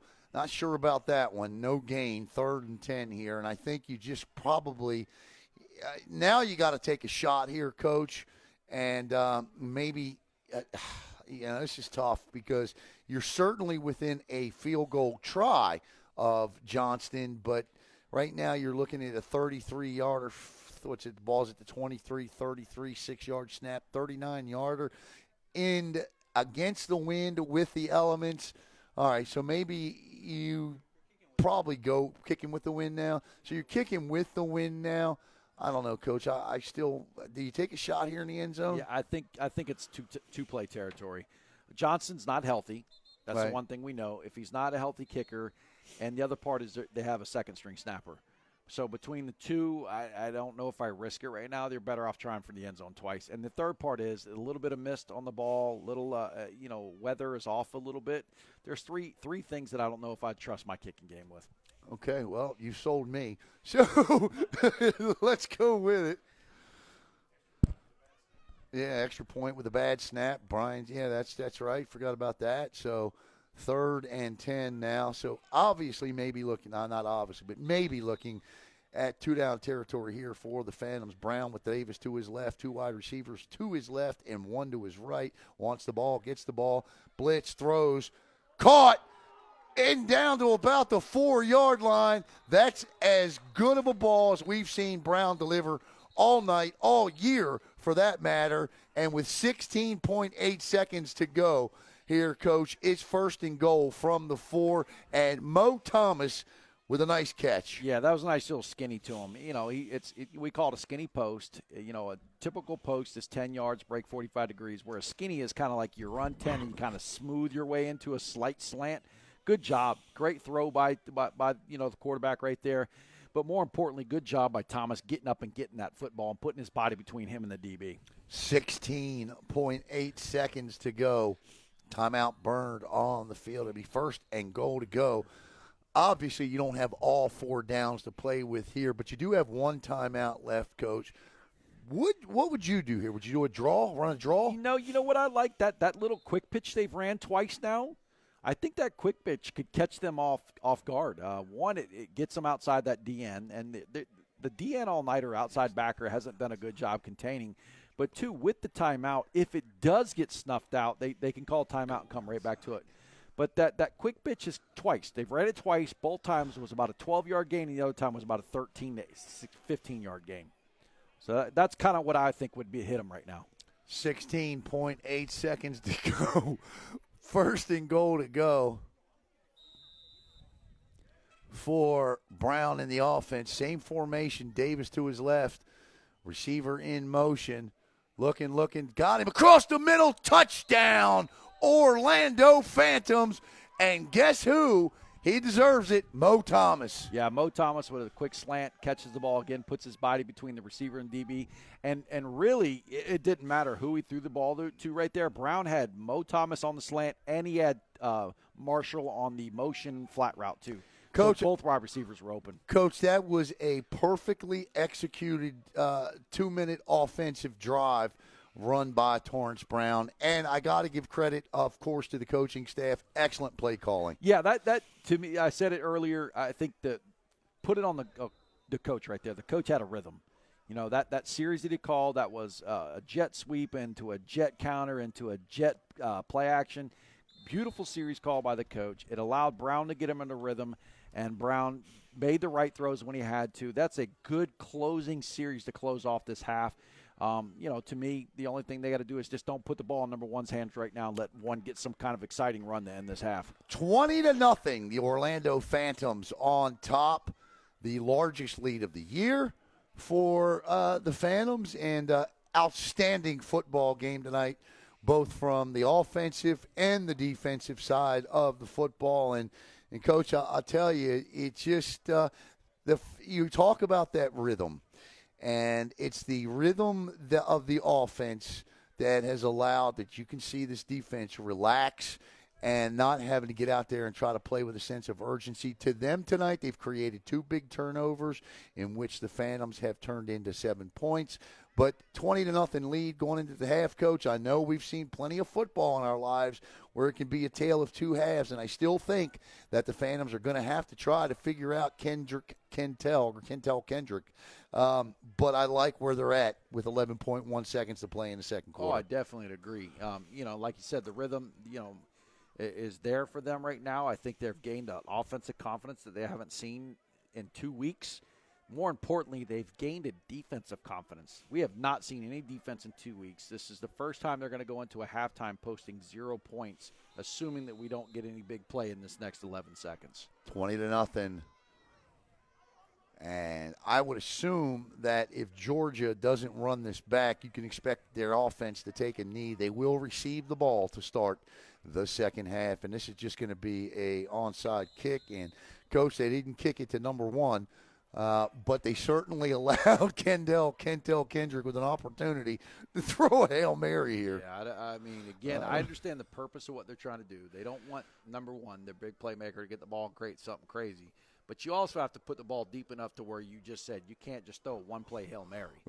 Right, because we've certainly seen our fair share of those succeed in time. You know, ask the Bucks what one play can do. Right, exactly. So I wouldn't exactly head for that halftime beverage just yet, because there is certainly enough time for probably one play here, one good play here. And I'd imagine that one play is going to come down here to number one. Number 1 lining up at the outside receiver at the bottom of your screen. And the defender on him is going to be number 29. That's Nicholas Falconer out of Dodge City Community College. So Kentel Kendrick. And there they go, Coach. And underneath dropped, so that'll give us an opportunity for one more play. The wind and the rain picking up a little bit here. The Cobras are up 24-7. They had the single coverage. I mean, if you were looking for my playmaker to be single covered, and it was. I mean, it was one-on-one coverage between number 1 and the defender down here. And, you know, right now you got to take the chance. If you're a quarterback who's taking over in the second quarter and you want to make something big happen, if you got one-on-one coverage with your playmaker, put the ball in the air and see if your playmaker does it. 6.2 seconds to play here in the second quarter, first half.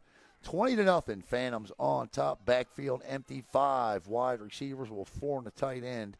He's going to stay in the block. Nope, he goes out to Kentel Kendrick in trouble. He's going to be brought down. That won't be a sack, but outstanding job by Rob Gregory out of St. John's High School to corral him in and end the half. Yeah, and again, they ended the half with energy. If you see the sideline, see how guys are jumping around. You know, they're excited. You know, it's a different energy, and I'm excited to see that they're playing with this energy tonight. All right, we're going to step away for 15 minutes here, and we'll be back with the start of the second half here on the Brevard Sports Network. Your score, the Orlando Phantoms 20, the Georgia Noles nothing.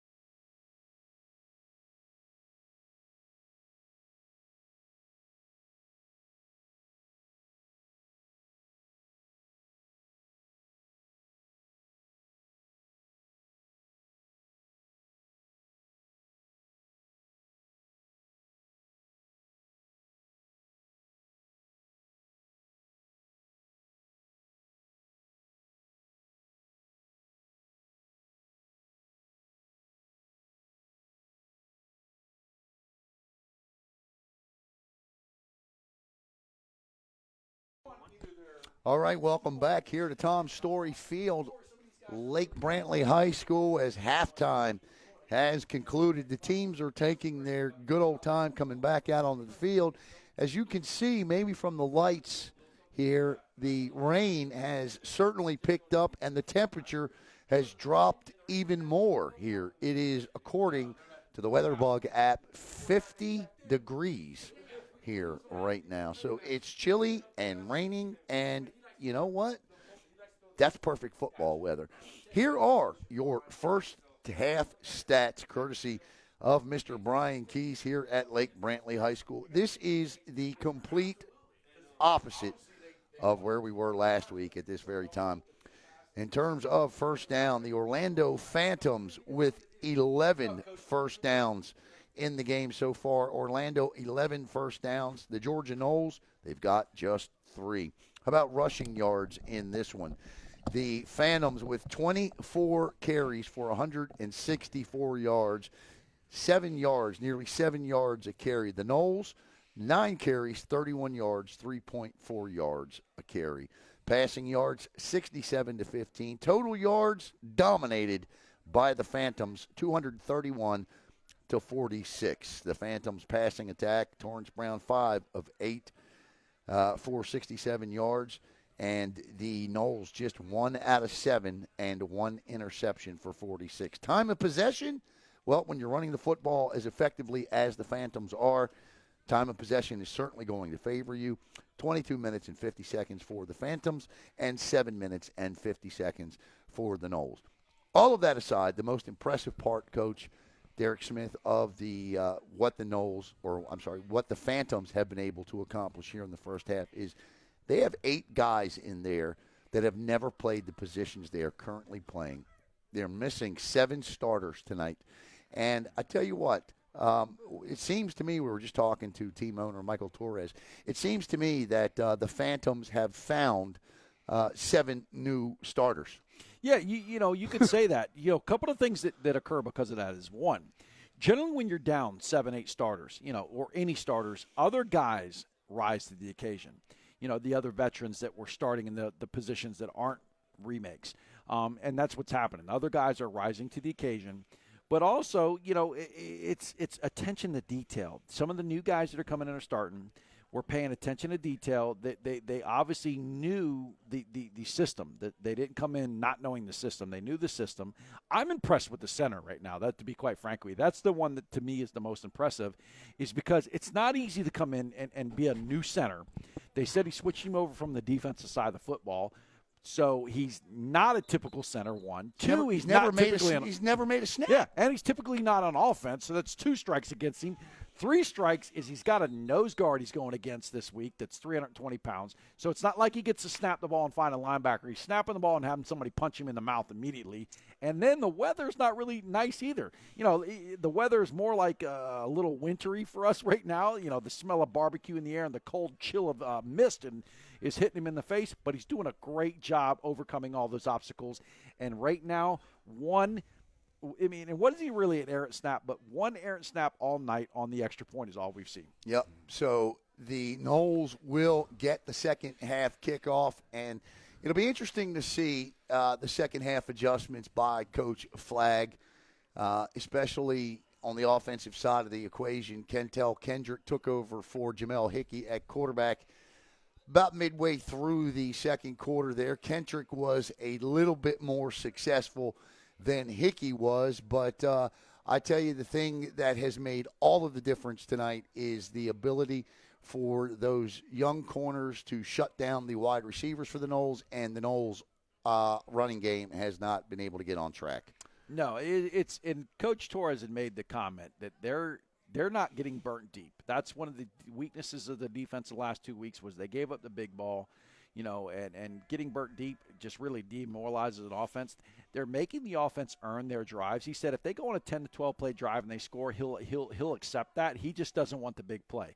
And so far, the Noles did go on 10 to 12 play drives, but the difference was on the 10th to 12th play, we had a tip pass into an interception, and then we had a fumble. So between the 2 situations, those 10 to 12 play drives were better off on the Phantom side.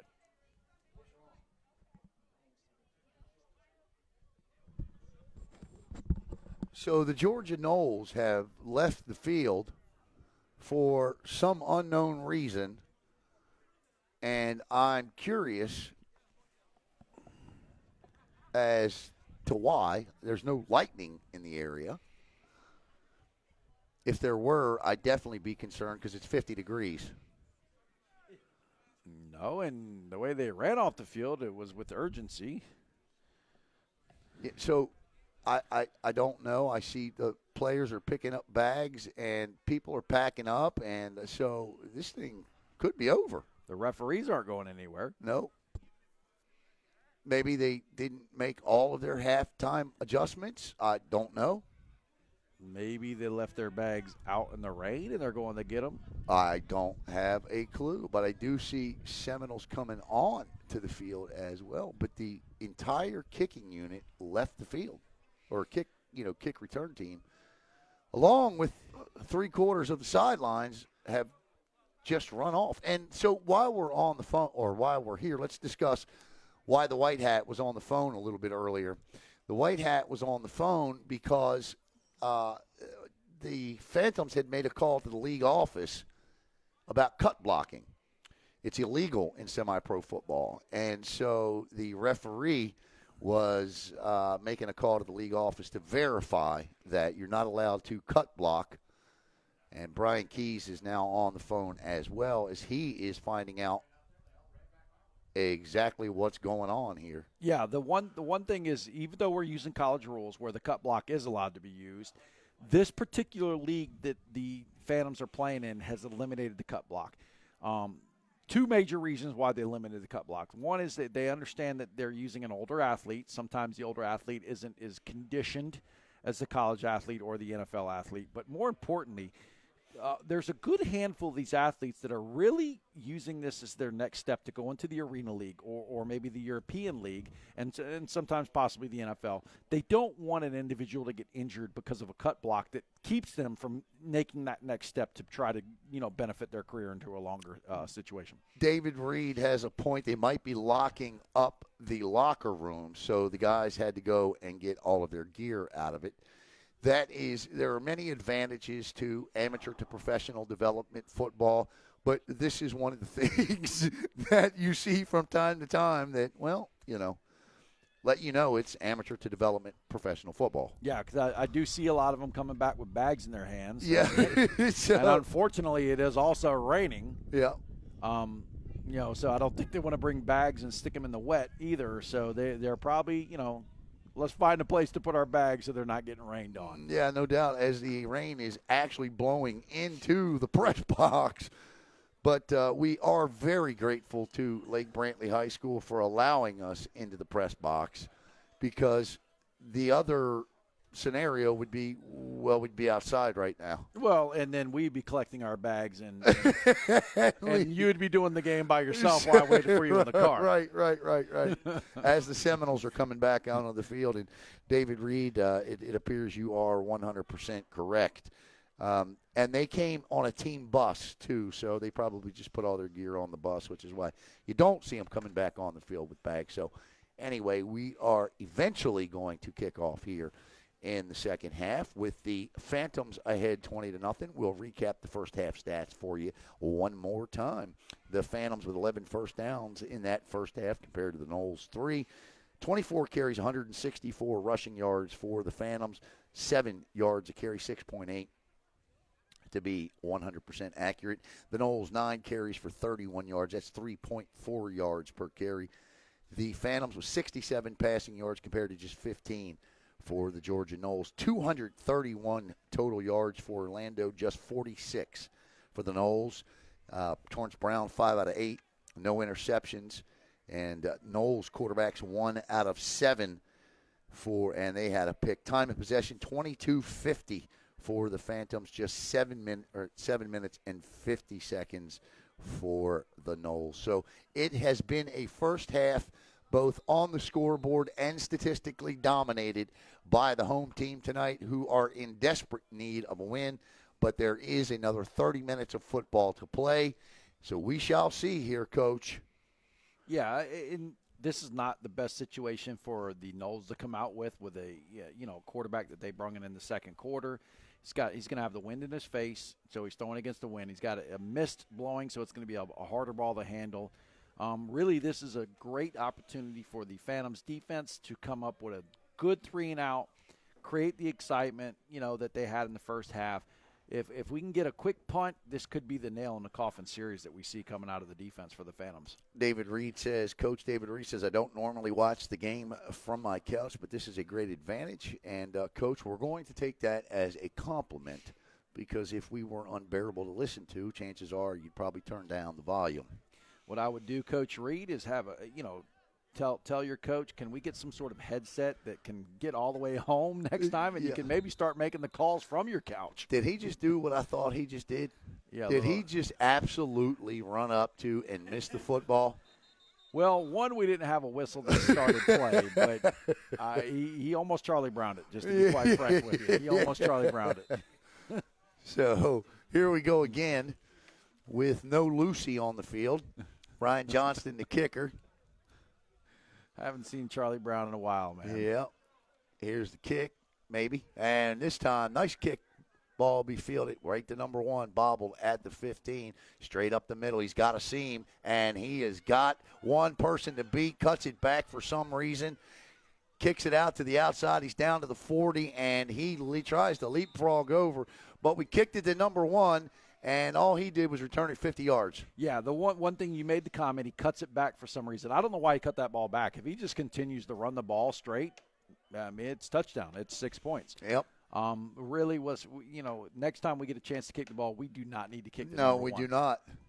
So it'll be 1st and 10 for the Phantoms, or I should check that for the Noles. They'll take over in Phantom territory, 1st and 10 at the Orlando 40-yard line. 14:30 to go here in the third quarter.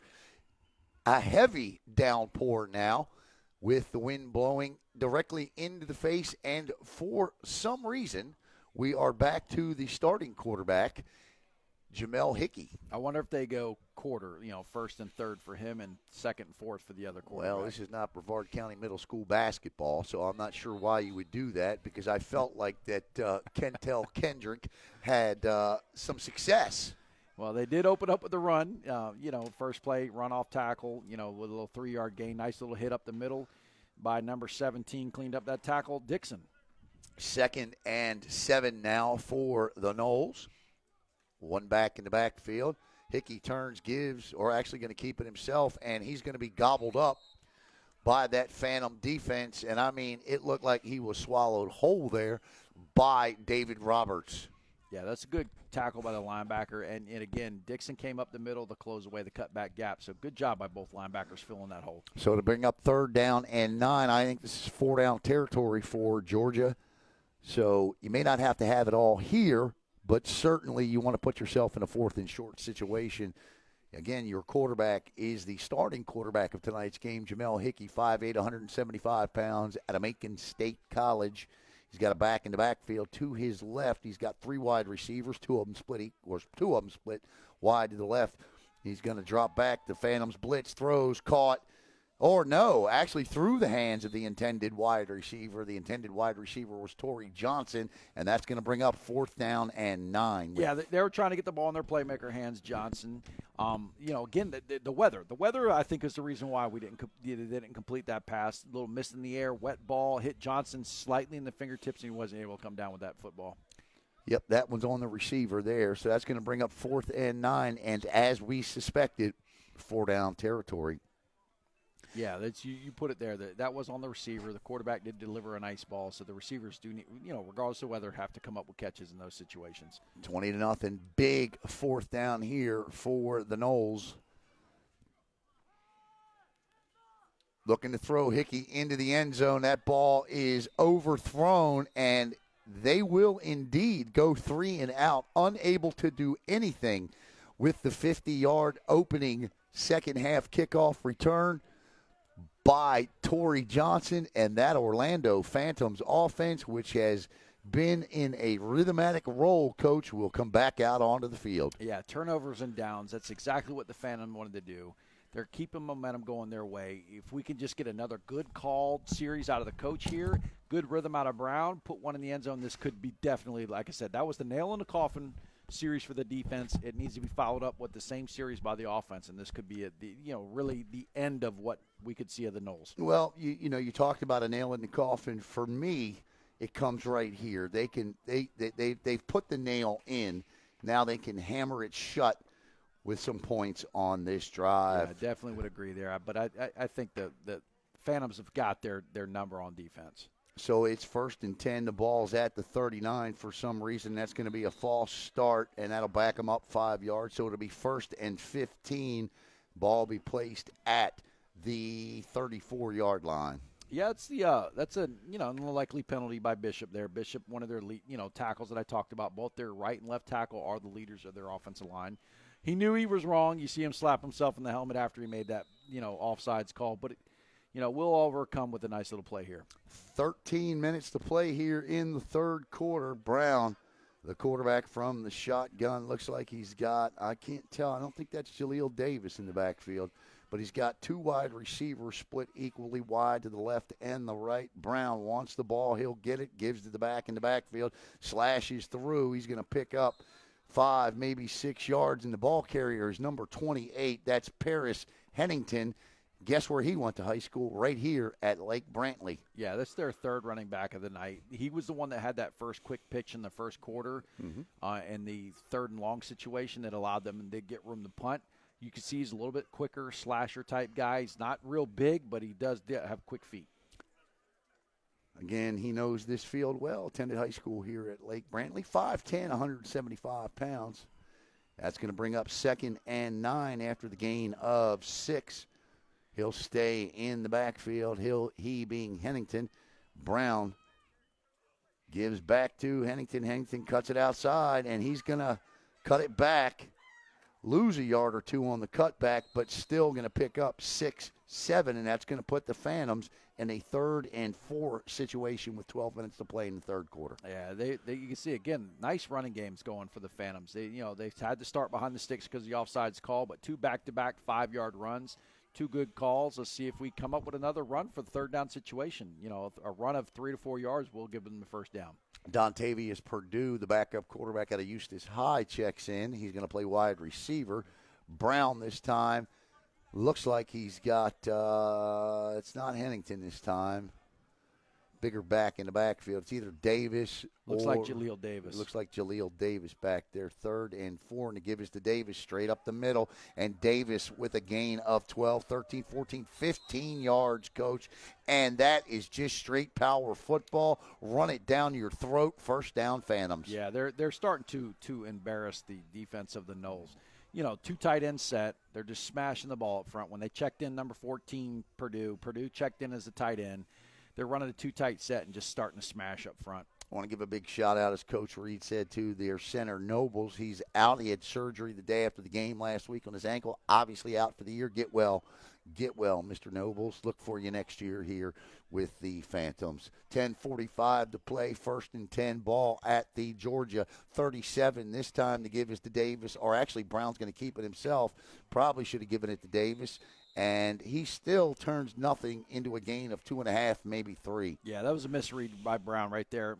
Brown was trying to read that defense end. Defense end gave him a false read where he thought he was able to pull it. He should have kept, the ball in Davis's hands. Davis was running free for about 6 or 7 yards as Brown was getting hit for about a 2-yard gain. You're still picking up 3 yards on what essentially is a busted read there, Coach. So 2nd and 7, 10-11 to go. Already, when you look at the time this drive is consuming and you're just on 2nd down, I like the start to the third quarter. Torrance Brown from the shotgun. Jaleel Davis to his right. 2 wide receivers. The give is to Davis this time. Davis slashes through the hole, cuts it outside, still on his feet. Will finally fall down at about the 26-yard line. That's going to be a gain of 5, and it'll bring up 3rd down and 3.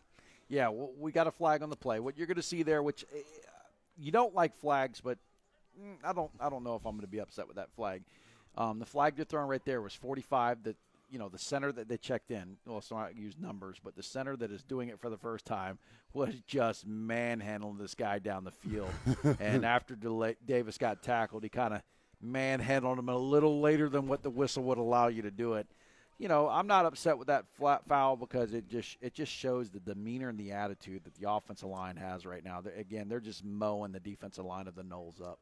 And that is indeed the call. It's a 15-yard personal foul penalty that'll back them up to about the 40. In fact, it will back them up to the 40-yard line. So it's going to bring up 2nd down and 14 now with 9:45 to play in the third quarter.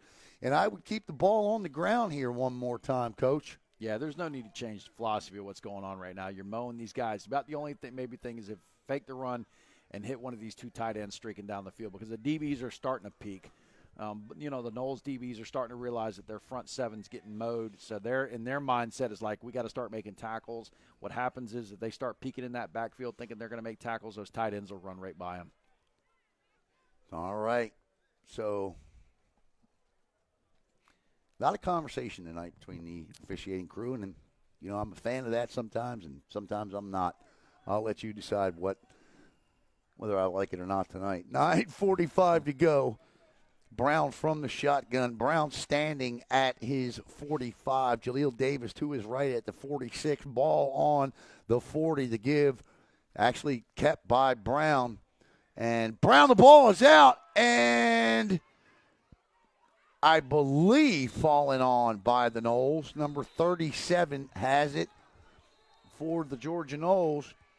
Yeah, it's a costly turnover right there. That was we call that train play where we go backside counter tray. Washington Redskins made that famous with John Riggins back in the day is when they pull the guard and tackle and the tailback follows. But in the spread world, it's the quarterback train or QB counter tray, and that's what they tried to run right there. It's a misfortunate fumble. Somebody stuck their fist in there and knocked that ball loose from Brown. So that is the second turnover of the night. We have special teams turnover. So that is the second turnover of the night for the Phantoms, and Georgia will take over 1st and 10 at their own 49-yard line with 9:27 to play. And we'll see if they continue with Jamel Hickey at quarterback. They do. Yeah, the matchup tonight I'm pretty impressed with is Falconer down here, the corner that's playing number 1 for the Noles. I think he's doing a great job keeping their playmaker out of the stat column. Turns, gives, straight off tackle run there by number 23. 23 is a big back, Coach. He is Eric Williams Jr. out of Northland College. 6 foot, 200 pounds. He's built like Eddie George. He's not running like Eddie, but he's built like Eddie. Yeah, he's got a long frame. You know, he's got a big frame. He runs pretty hard. You know, and he's popping off a couple 4 and 5 yard runs here and there. He just hasn't broke the big one. 2nd and 5.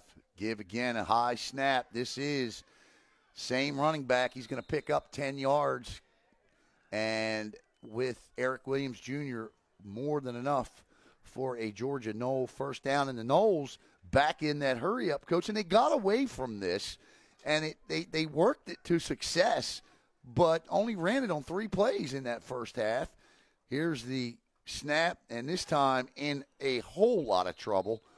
And he'll be sacked in the backfield. Jamel Hickey, or taken down in the backfield. That was not a pass play that we could determine. And he's going to be brought down once again in the backfield by David Roberts. Yeah, he pulled the ball, because he was his DN was smashing his tailback as he was handing it off. That quick, the quick snap obviously got some miscommunication out of the offensive line. So the offensive line decided not to block somebody on that play.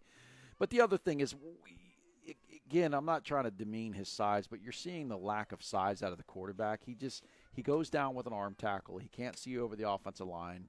You said high snap on the last couple snaps, and I don't know necessarily it was high. It's just high to a 5'7" quarterback. This time a perfect snap, steps up. He's going to keep it and run. He's got room unless this open field tackle, and it can and does get made. Outstanding job by the linebacker over there, 50 or 61 on the tackle there. Yeah, and that's where you do see the success out of Hickey, and that's where I'd like to see more play calls where he gets outside of the box. I mean, even though he was run down, by the linebacker right there, getting Hickey out of the box, he is very dangerous. Then his height isn't an issue. He's got plenty of space to be able to run or pass the ball. He has a strong, accurate arm, so outside of the box, he has that accurate arm that he can hit. We just got to make sure the two defense ends for the Phantoms don't let him outside of that box. Anthony Fielding's the third with that last tackle. That's a big one. Give straight up the middle. They got to make this tackle. They don't. And the big 6', 200-pound running back bumbles and stumbles his way down to the 20-yard line. That's a gain of about 11, 12 yards, and more than enough than the 9 needed for the Noles. First down, and the Noles, for the first time tonight, actually second time tonight, Coach, they're just outside of the Beachway Volleyball Club red zone, and Hickey's got them right back to the line of scrimmage. And this time he gives again, straight up the middle, ridden down on the play by number, looks like Anthony Fieldings again, 51 there. Yeah, what you're starting to see up front on the defensive line for the Phantom is they're starting to get mowed. They're getting driven backwards. They're giving up yards at the line of scrimmage. The line of scrimmage for the Noles is working in the favor of the Noles.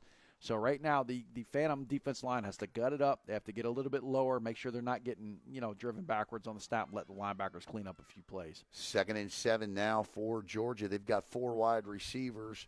Hickey, play action, steps up, in trouble, rolls to his right, throws, caught, underneath, tackled at about the 13-yard line by number 27, Bruno Marcus. But that is close to another Noles first down, so it'll be 3rd down and about 6 inches, 7, 8, 9 inches to go here for Hickey. Obvious 4-down territory, straight up the middle, and he's short stopped. He lost a yard. That's going to bring up 4th and 2. Yeah, it's that quick snap again. The hurry-up offense has not been successful this series. Both times they've hurried it up. Both times were tackled for losses, which has not been, successful. The other part is the last series, the last play you saw that 3 wanted to throw that ball at the receiver across the middle, and his height got him, but did a great job scrambling and getting him to the point where they had a 3rd and short. Almost feels like we're playing with a running clock already. Just 4:50 to go here in the 3rd quarter. 4th and 2. This could be the hammering of the proverbial nail if they don't pick this up. And they do, and they will not get it. That Phantom defense comes up large. Yeah, it's the second 4th down stop of the second half by the Phantom. Again, great job of the linebackers filling the hole. Yes, that was a play by number 9, David Roberts. But what happened was the front side, the tailback wanted to go front side. He saw a linebacker fill the hole. He tries to cut it back. The one thing on 4th and short, you can't cut the ball back. If you don't get that first initial surge on 4th and 1 and you try to cut the ball back, you just get swallowed up by defensive linemen then. All right, so the turnover ultimately doesn't hurt on the scoreboard. Does flip the field with 4:32 to play. The Phantoms, 4:32 to play in the 3rd quarter. The Phantoms will take over 1st and 10 on their own 15-yard line. I go right back to Jaleel Davis or Hennington or whomever, Coach, up the middle. And it's, the run game. And if I'm Torrance Brown, I'm not even thinking about keeping in the ball myself. Low snap, he's going to have to keep it this time, and he's going to be hit and brought down, but he's going to pick up 2-3 yards. That time he had to keep it. Yeah, he had to, and that's only the second snap we've seen tonight that was been errant, one on the extra point now there. Again, beautiful job by the center tonight. To have his first start at center, first playing time center, to have just 2 errant snaps tonight, I wouldn't be upset that at all. So it's going to be 2nd and 7 now. Still going to pick up 4 minutes on the dot to play here in quarter number 3. I'd like to welcome in everyone watching here on the BREVARD Sports Network. Excited to be with you again. We'll be off for the next 2 weeks as the Phantoms hit the road, so we want to take this opportunity to wish everybody a safe and happy Easter holiday weekend. Straight up the middle, and the ball's out and recovered by the Georgia Noles. 2 straight possessions, 2 straight fumbles, and the Noles recover with 3:34 to play in the 3rd quarter. They'll take over 1st and 10 on the Phantoms' 28-yard line. Yeah, they were with they're still following the philosophy, and I wouldn't change my philosophy of pounding the football because, when he fumbled the ball, it was after about a 7 or 8 yard gain. Yep.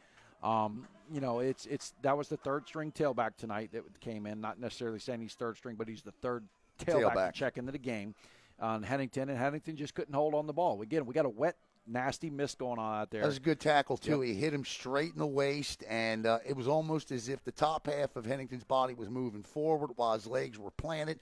A lot of times that does have a tendency to – I'm not making an excuse for him, but a lot of times it does separate the ball carrier from the ball. Yeah, it does, and it's a misfortune. But this is a sign of maturity of defense. I mean, the one thing we said that the Phantoms defense has to get better to be a championship team. They've had 2 fourth down stops that have forced turnovers. If they could come out in this series right now and stop them in 4 plays, sign of maturity, and I like it. Hickey with a good drive the last time on the field. Quick pitch, and the Phantoms, that ball's out, and the Phantoms got it back. They'll recover on the 35, and the Phantoms will have the football back. You see it clearly there on the bottom of the pile. Coming up with it, and there you go. That's we'll get the number there. Yeah, the Noles tried a quick pitch, that same successful quick pitch that was that the Phantoms were doing. You know, they tried to come back with the same thing. DN blew up the field, got there just as the ball was getting there. Great turnover. Good job by the Phantoms. 3 straight series in a row. Stopped them on 4th and a 4-and-out. Next series, it went on about an 8 or 9 play drive. They went for it on 4th down, stopped them again, and now a turnover. We're seeing a new Phantom defense this week. Coach, that was Rico Feliciano out of Jones High School with the recovery, and it's 1st and 10, and they actually picked up field position there. 3:28 to play, so this time the give is, and he slips down, Coach, and that is the original starting running back for LaShawn Garnett. And we've got flags, and I didn't see what happened. Yeah, they're going to get a free 15, the Phantom is. Noles are getting frustrated. Number 4, the corner for the Noles, decided to go ahead and push the Phantom receiver in the face, which made no sense because the play is happening in the middle of the field. It's a run game. I guess they're jawing a few people out there. I don't understand because there's no attempt to pass the ball, so there shouldn't even be any jawing between the DB and the receiver. All right, so if Coach Smith is right, he's really wrong, as his win-loss record would indicate at Vieira High School. I wish you would tell my wife that.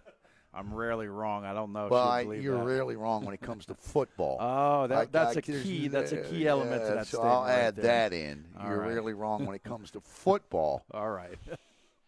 And when you are, I'm always there to call you out. Call me out, correct me, do what you got to do. I have no problem with that. Yeah, it's going to be 15 yards. I mean, it's again. This is nice to see. This is just a different energy. I know the coaching. You can see smiles. I mean, smiles. It's not over. Don't get me wrong. I mean, but when you start to see coaches smile in the second half, you see that wave of stress start to get lift off their backs. It's fun to see. I want to welcome in a Georgia Noles fan tonight, Shamarko Wiley, watching here. Shamarko, appreciate you participating on the broadcast tonight. With the comments, feel free to tell us a little bit about the players and about the team. Generally, we don't get much advanced media information on the visiting team, so feel free to chime in anytime you want. And thanks for logging on here tonight on the BREVARD Sports Network. Now, I know you're in love with what the center's doing tonight, Coach, but now he's starting to snap the ball a little bit high, and he's got to get that corrected. Yeah, fatigue's probably kicking in a little bit. When you get a little tired in the second half, you tend to get a little bit lazy in your snaps. But again, we have a wind that's blowing north to south.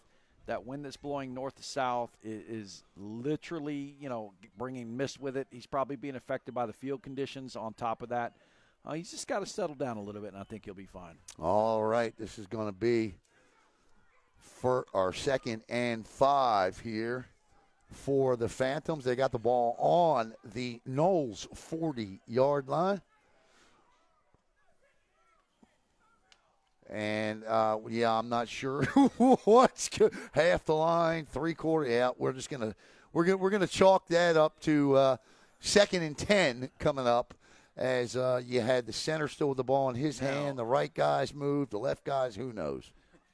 False start on everyone but the center. Right. And the left guard didn't move either. Under 2 minutes to play here in the third quarter. 2nd and 11 for the Phantoms.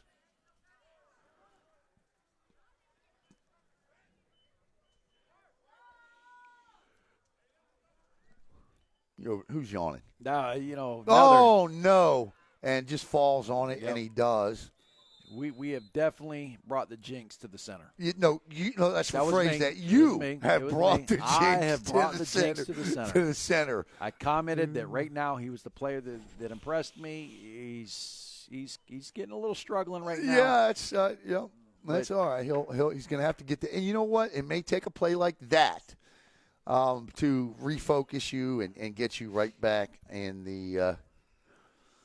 Shamarko says the Phantoms can't play tonight, plain and simple, but I believe in my team. Yeah, no, it certainly isn't. And the Phantoms have turned the football over 2 straight possessions, almost a 3rd straight possession. And, of course, in semi-pro football, to see 20 points scored in a quarter or in 10 minutes is not out of the question. And with 54 seconds to play here in quarter number 3, we've got a timeout on the field. And I simply think that this is a case of Ron Scarlatta wanting to calm his guys down. No, good call on the timeout here. He's got to talk to the center. Said, look, you've been doing a great job all night tonight. Don't let this affect you. Let's get the ball to the quarterback. There's no need to try to make these yards up with passing. I mean, just go ahead and run the ball a few more times. Take some more time on the clock. Punt the ball. Get the ball in that 4th quarter. Punt the ball. Let's change the field position and let your defense keep playing because the defense is playing great right now. Shamarko Wiley is the gentleman you see commenting here on the broadcast tonight. Ohio with a big-time bracket buster. Ohio with a 62-58 win over the University of Virginia. What I tell you, Caleb, I got Ohio. That's the one game I got right. I got Ohio in my Sweet 16. So, back to Shamarko Wiley. Shamarko Wiley, who is not playing tonight, who commented he would love to be out there, is a 5'2", 300-pound defensive lineman from Jones County High School. So, Shamarko, welcome.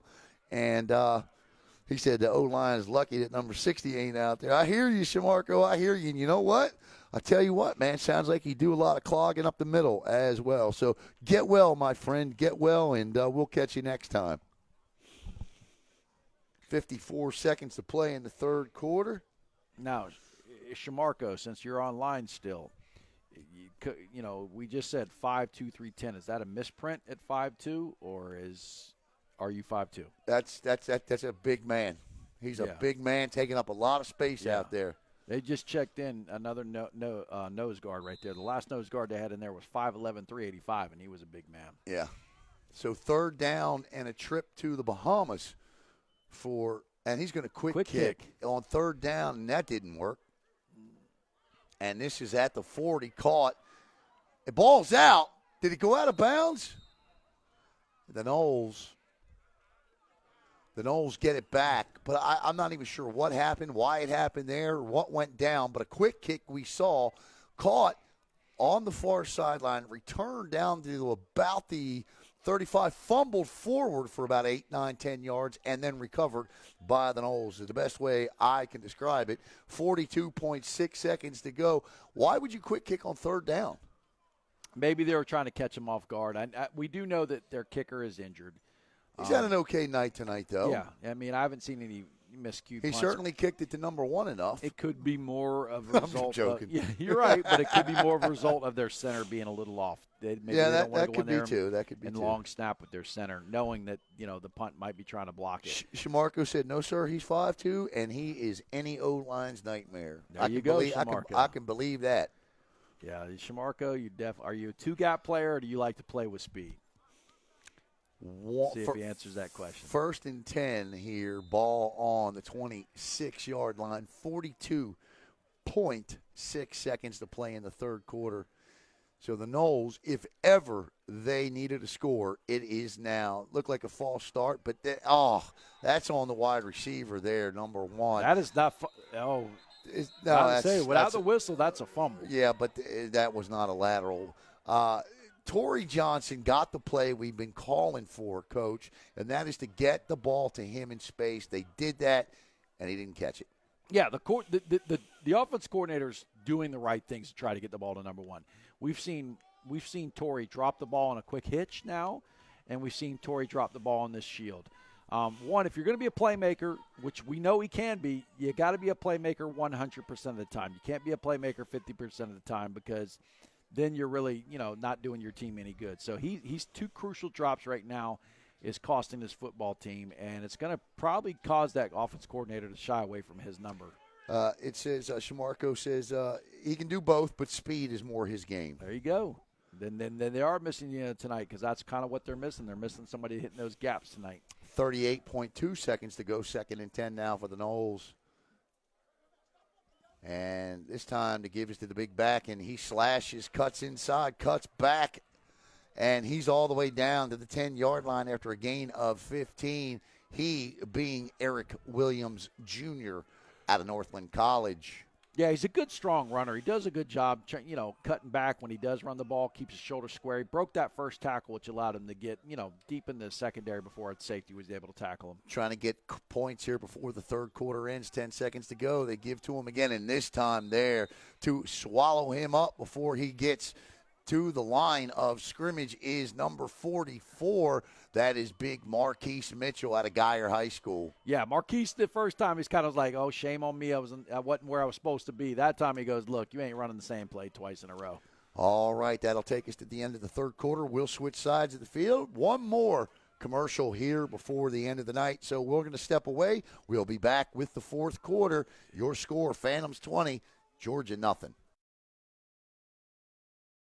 Hey everybody, Alan Slaughter-Zinski for the BREVARD Sports Network. For the best in local Space Coast sports coverage, log on to Facebook and follow us at BREVARD Sports Network. If you're looking for top-notch youth, high school, and college coverage, once again, BREVARD Sports Network on Facebook. You'll see interviews, broadcasts, game previews, game recaps. You'll see it all. Once again, BREVARD Sports Network on Facebook.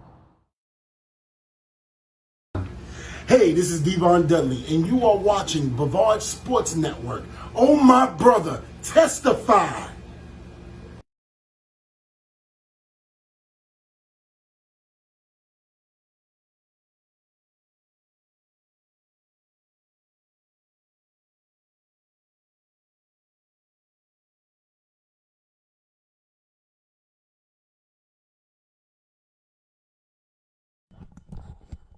I'd like to thank 23-time tag team champion, Mr. Devon Dudley of the famous Dudley Boys, friend of the BREVARD Sports Network. All right, the situation here, 2nd down.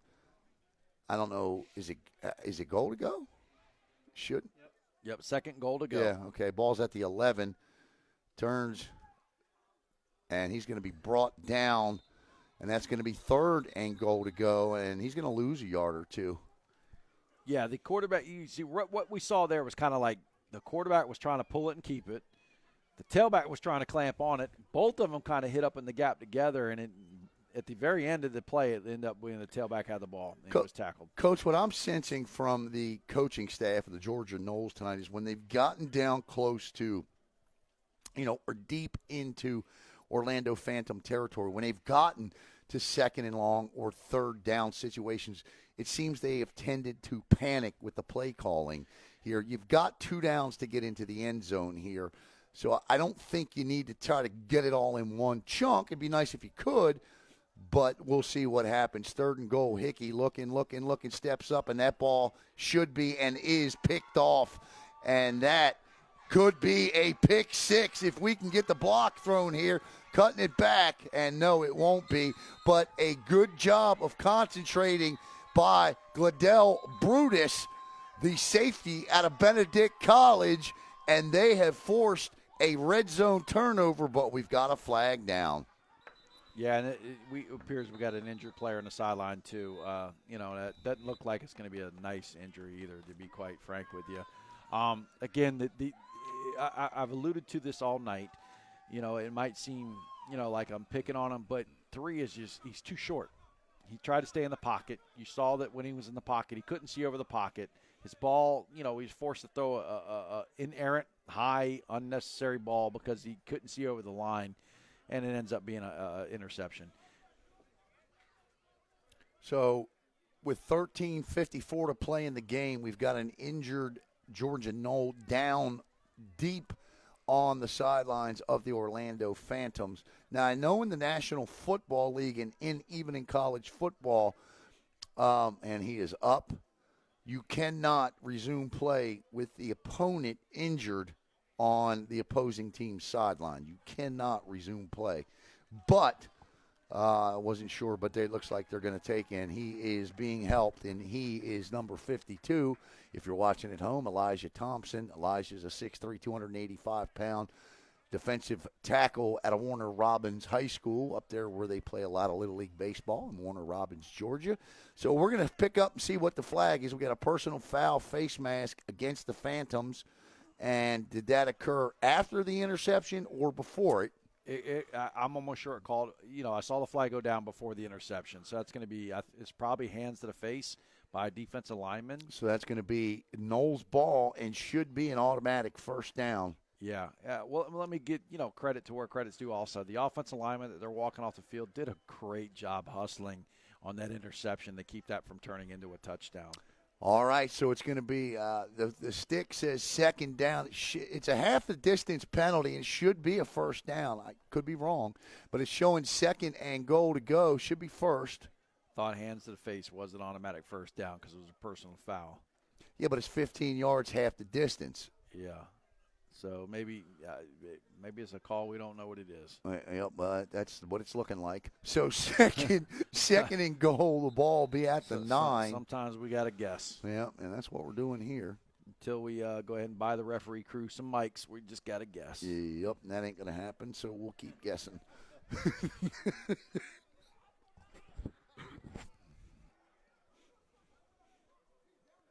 All right, second and goal from the 9. So the turnover is negated. The ball is dropped, and, that's going to be – and that's number 44 again in there. First on the scene is Marquise Mitchell again. And I tell you, Georgia's shooting themselves in the foot here. Yeah, I mean, they've literally, I don't know if you have to bleep this out, but they wet themselves every time they get into their own. Well, first of all, we're live. There is no bleeping out. And and what you mean by wet themselves is that it's raining excessively out. Raining excessively. There right. You go. It's almost frustrating because they do put together some good drives. Yeah. And every time they've gotten into the red zone, they've had errant mistakes. Bad. Now, is that Georgia's offense or is this the Noles defense tightening up? And I think it's a combination of both. This pitch, this is a double or a reverse here, and this is to the playmaker, and he tries to cut it back, and he does. He's going to get down to about the 2-yard line. It's going to bring up 4th and goal from the 2. Not sure why he just didn't leave his feet and leap into the end zone. We've seen him literally hurdle 3 different defensive returners tonight. Not sure why he didn't try to jump into the end zone there. Yeah, we also got a flag on the play, too. Okay, that's just going to go against Georgia for holding, it looks like.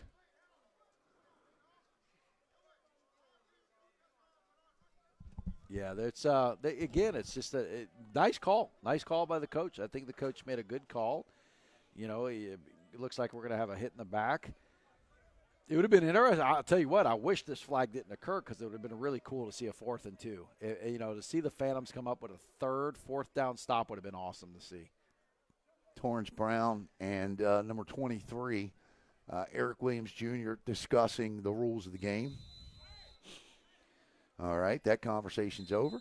So it'll be 2nd and goal now from the 25-yard line. Yeah, I think Brown won that conversation because whatever he was saying was probably like, you're not allowed to do that. Yeah, I am. Yeah. You're not allowed to do that. Well, yeah, apparently you're not because now you're at the 25. So this is going to be Jamel Hickey here. This is a passing situation here.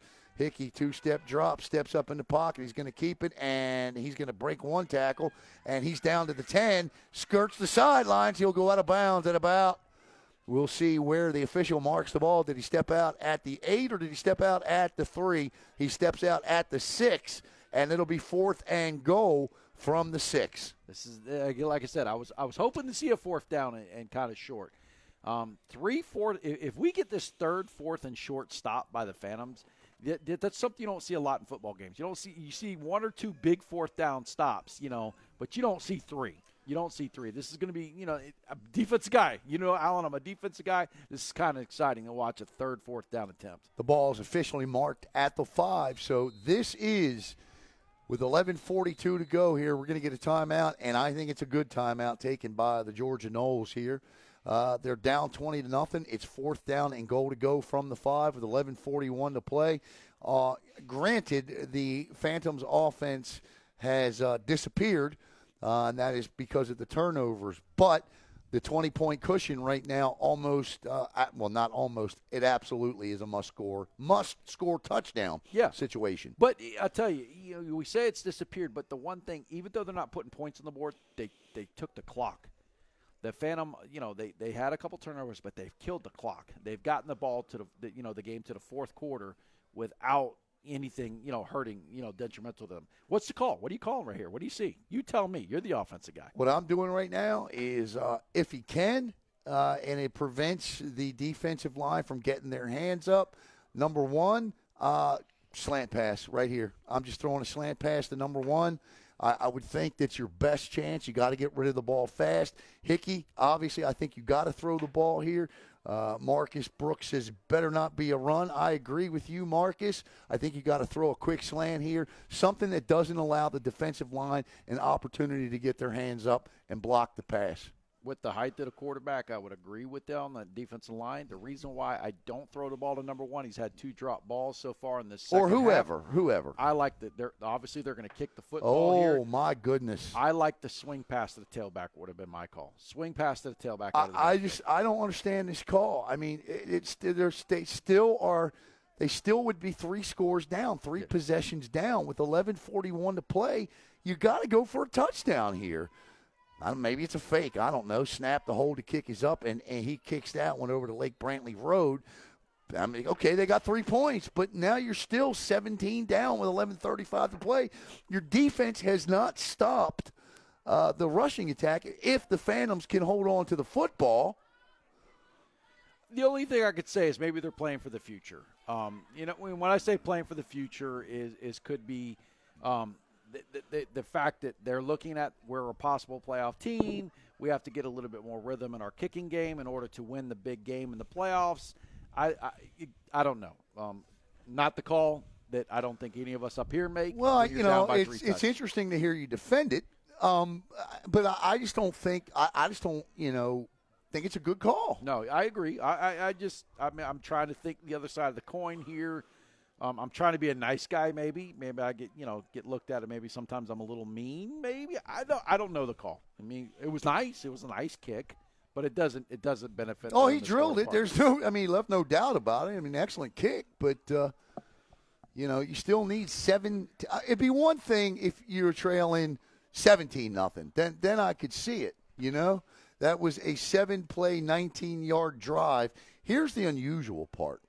That's a 7-play, 19 yards consumed 5 minutes of time. That's why you need to go for the touchdown. Yeah, it's because you don't have the time on the clock to be able to do it. Right. Sometimes you need something nice to talk about in the film room. That was what they're gonna, okay. That was what they're going to talk about in the film room that's nice. You just can't be always mean in the film room. Well, and he drills this one, and he kicks this one over the head of everybody. And if he kicked the last one to Lake Brantley Road, that one he kicked to downtown Orlando, and with 11:35 to go, it'll be 1st and 10 for the Orlando Phantoms at the 20-yard line. All right, this is again. I don't see the Phantom doing anything other than going out there too tight set again. Jaleel Davis, or hand it off to Jaleel Davis to number 6, LaShawn Garnett, and the other running back that they brought in tonight, Paris Hennington, and let's have one of these time-consuming drives where you take 6 minutes off the clock. Doesn't matter whether you get points or not. No, Georgia just shot their own selves in the foot by kicking that field goal. There just isn't 3 possessions left in the game for them. It's just time. If they can pull a 5-minute drive here, which they're very capable of the way the run's been successful tonight. Let Jaleel Davis, the big back, punish him for about 4 or 5 carries, then bring in, after that, go ahead and bring in, There you go. And there it is. That's They're 6, just 7, 8, 9 punishing. yards Yep. on first down, and that's exactly what you need to do. Yep. Snap's got to get better, Coach. That was high and tight. Give him 2 or 3 more carries, and then bring Garnett in and let Garnett, take about 3 or 4 more carries. After that, go ahead and bring in Hennington. Let those three backs continue to work their legs and demoralize the defense. So it's 2nd down and 1 with 11:06 to go. The timeout situation, 3-2. Noles. Well, I think the Noles used a timeout on their last drive. So 2 timeouts left for the Noles in this one. 2nd and 1 for Torrance Brown. And, yep, that's exactly what you're going to do with it. And that's Jaleel Davis gets outside. The only problem I have with that run is he's out of bounds, but he picks up a phantom first down. Yeah, and what I like is the end of the run. If you see at the end of the run, we don't want to see the player down. There is a player down, but he punished the defender. The defender comes up to tackle him, and the defender is the one that took the blunt, not the ball carrier at all. Now they did check in. I just watched them check in. Garnett, yep. So they're going to keep that fresh leg mentality and keep going back and forth with the fresh legs. All right, we'd like to welcome in everyone watching. Rob Leary, of course, our buddy Shamarko Wiley, Michael Mitchell, Ladarius Gatlin, Keandre Smith, Cameron Hall, all watching here on the Brevard Sports Network. So I'm not sure, why is it 2nd and 1? He was clearly beyond the sticks. I just don't. I think because it appears they might be calling a flag. Did we get I a didn't cut? see Was there a cut block? I didn't see a penalty. They haven't moved the sticks. No. Our producer The Caleb referee Brown. just Well, picked up a apparently flag. he's picking up a flag here. So apparently been a cut block. I didn't see it. He singled touching his knees, which tells me it's a cut block. He called a cut block. Okay, so a cut block with 10:32 to go here will back him up. That's a 15-yard penalty. That's a big penalty. So that'll back him up 15 yards, and that'll make this. That's a spot foul, obviously. That's going to make it 2nd and 13 now for the Phantoms, but they are picking up 7 yards a clip. So, that's 2 runs. But Yeah, and come up with the same 2 runs they've been coming up with, and they'll be in the first down range and, probably on the 3rd down play. LaShawn Garnett, the back in the backfield. He is to the right of Torrance Brown. 2 wide receivers split wide left and right. Brown wants the ball. Offsides.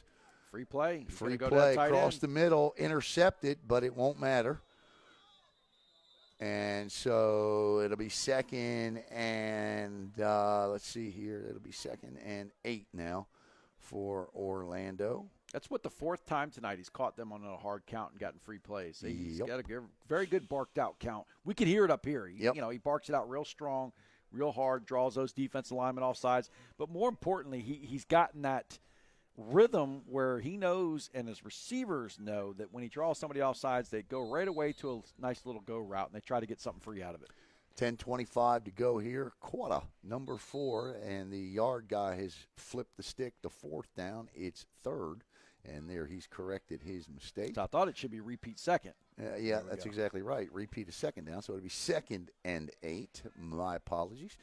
Garnett again to the right of Brown. Again, just 2 wide receivers. And the Seminoles, or Noles, I should say, show run blitz. Keep your eye on the guy on the left. They have 3 down linemen. Now they've got a defensive back that has crept up on the right side over there. They got a linebacker on the left that has come up to the line of scrimmage. 2 guys in the middle. Now they back off from the blitz. Turns, gives to Garnett. Garnett buries his head into the line of scrimmage, gets out for a gain of 4. That'll bring up 3rd and 2. Yes, right now the Noles are just given a 7-man box. They're selling out on the run, to be frank with you. They're man covering, with the 2 corners on the 2 slots, or the 2 outside receivers. I call them slots because they're off the ball, and then their safeties are watching the 2 tight ends, and they're playing the run with those 3 linebackers and 4 good down linemen. They've switched to a 40 front now instead of a 30 front. 3rd and 2, 3, along 3 we'll call it here, with 9:10 to play in the contest. 20-3 Orlando on top. Brown, this time with Garnett to his left. He's got to hold on to the ball. They pick up this first down, and they pick up, and the give is to Garnett, and he is actually, that's Hennington. Hennington cuts back, and a good run by Paris Hennington, coach, and that was Hennington picking up the first down with a gain of 5. Yeah, quick feet kept him alive on that one. What I didn't like, though, is the initial run. He's trying to bounce it early when he just needs to keep that between the tackles. But you saw there they snuck the corner blitz in. Remember the play before they tried to show corner blitz and they didn't blitz him? Yep. On that one, they snuck the cornerback blitz in. And he overran a play. Yeah. He overran it. So now the Noles are not only playing man coverage, they're really selling out on the run. We can catch them here in a possible play action. If not, see that corner coming and go ahead and go with that. Safety trying to come over the top. Well, they've only got one guy. Well, it looks like they've only got, now they got 2. Run a corner again. Yep. And this time the give back to, that time it's Jaleel Davis on the carry. Yeah, they bring the corner at the bottom of the screen. Is blitzing, and they're literally leaving the wideout alone. When they blitz the corner, the safety's not even coming over the top to cover it. They're just letting the wideout go. And that's exactly what the wide receiver just told Torrance Brown. He just said, bruh, just take a peek to the right. He needs to, because, they literally are letting the wide receiver go. They're not even covering him. It doesn't have to be a deep pass. Just give me the ball, man. Just put it in my hands, and I'm scooting 61. So Brown needs to hold his count a little bit, see which corner's coming. Both corners decide to stay on this one. Straight up the middle. This is Paris Hennington again. Hennington with a first down, and I tell you what, 7-10, tick-tock, and that drive, that first down right there, a big one, as you got to figure 2.5 minutes, if they can run up at least 3 downs, takes it. And again, I go back to questioning the field goal by the Noles. I get, okay, so you're not shut out, but you still had an opportunity. And to me, kicking the field goal and at least erasing the 0 off the board, that's not showing a lot of faith in your D. No, it's if you're playing. Last I saw, you don't get a W for keeping the goose eggs off the board. I don't know. The W comes when your score is higher than theirs. I'm not being critical, but it's our job to ask why. Yeah, I don't see the why in that situation. Nope. It's just they should have gone for the touchdown. Whether you get it or not, you're still in the same boat. You still got to score 3 times. Yep, straight up the middle. And to me, it really makes no difference and we talked about it, whether they get points or not. It's just taking time off the clock, and that is exactly the accomplishment of the Phantoms offense at the moment. 2 first downs on this drive, and that picks up 2 yards, and we are exactly at 6 minutes to play. And the Phantoms, barring a epic collapse, are 6 minutes away from their first win of the year. and I'm really liking. And again, I'm liking the play calling here. A lot of coaches in the play calling situation right here can just be like, I'm going to be impatient. I'm going to go ahead and give some of my other guys a chance by throwing the football, or I'm going to build some stats. Coach is kind of like, dude, I'm just going to run this clock out. We're grinding you on the ground. I'm going to keep rotating my running backs so I got fresh legs. It's nothing special. We're just seeing the same run play over and over, but it's successful right now. And this time, Brown's going to keep it himself. Great read. Oh, Brown! And he fumbled the ball. But again, I don't think you don't want to see him fumble late in games like this, because it sets tones and habits you don't want to see. Did they get it? Did the Noles get it? I think they did. The Noles got it. Brown finished that run. The problem is when he finished it, he fumbled. It was another train where they pulled the guard and tackle, and Brown follows the guard and tackle. So that's been twice now that Brown has run the ball off that train and fumbled. Well, 5:18 to go here, and I just think it's too little too late for the Noles. They have not shown a big play capability tonight, and they need a quick strike. Yeah, what I'd like to see Brown do there, it's a great run. There's no need to punish your body. You're winning 21-3. There's no need to punish your body. He's in the open field right there. Rather than try to run over the safety, just slide. Get it. It's college rules. So once his knee hits, it hits. Right. Go ahead and slide there. Save your body, because it can be a long season, especially when you're a little older. The long season can get on you real fast. Yeah, he's a veteran quarterback. Yeah. Tough guy. Good, no doubt. He's in no great doubt shape. Tough. He punished the DB right there. But there's no need to take unnecessary hits. Jamel Hickey now the quarterback, 1st and 10, ball at the Noles 40, 5:18 to play. They need a big play in a hurry to chew up a ton of yards, and this is going to be a reverse from the receiver, and he's got plenty of room, cuts it outside. There's the big play. They just didn't have to throw it down to the 30, and that's the playmaker, Coach. They got it in his hands, Torrey Johnson Jr., and the ball is all the way down to the Phantom 25, 26, 27-yard line. Yeah, Torrey Johnson Jr. is definitely playmaker. He's got speed. He's elusive. Well, the one thing he's kind of missing is vision. Doesn't have really the field vision. If he had field vision to go at that speed and elusiveness he's got, he wouldn't be playing for this team. He'd be playing at a higher level. Yeah, you're right. You're absolutely right there. Yep. I mean, you go back to the kickoff. Remember the kickoff where he should have broke it? That was vision. That had nothing to do with his speed or elusiveness. He just didn't have the vision to see that he had that lane to his right and he cut back to the left. You know, and again, I think that's what separates him from getting paid to play this game pretty well versus, playing for the Noles. And I'm not downplaying the Noles because that's the next avenue to try to step up. But I think that's why he's not getting paid to play this game right now. That's a good point. Good point. 4:57 to play. We said they needed a big play. They get it there. So we'll see what happens. For me, for my money, as the rain has stopped, for my money, I almost think here you got to score before the 4-minute mark, onside kick the ball and get it right back. Yeah, and they do have a kicker. We saw that their kicker is very capable of booting the ball, which means he's probably skilled at the onside kick also. That's about the only thing that's going to get him. Now, this right is now big here. Marquise yeah. Mitchell. I'm sorry. Go ahead. Go ahead. No. Losing right now. Mitchell on defense is not what the Phantom wants to see. He's been their leading tackler tonight. He's made a lot of big plays in crucial situations. And, like Coach said earlier, 7 players they were down, 7 starters. You don't want to lose an A starter, especially an A starter that's been your guy. Now, he is holding his hamstring. It is a little cooler tonight, which tells me, he's probably just tweaked that hammy a little bit, and it's not a serious injury. Coach, on the previous drive, we talked about the Phantoms not needing points. They didn't need to turn the ball over. Brian Keys has just handed me the stats from that drive. 8 plays, 25 yards, 6 minutes. 6 more minutes off the clock, and they only went 25 yards. And that's what we said. We needed to see them chop the clock, and that's what they did. And they're going to – oh, goodness gracious. You want to talk about danger? That's a clip, not thrown, or a backside block there. He hit him in the back. How can the White Hat stand him right there? Yeah, I guess he's saying that it wasn't his back. Now, what we saw there is you see the difference between the playmaker and number 1 running that ball on reverse versus number 14. Yep. Running the ball. There's definitely a difference on that one.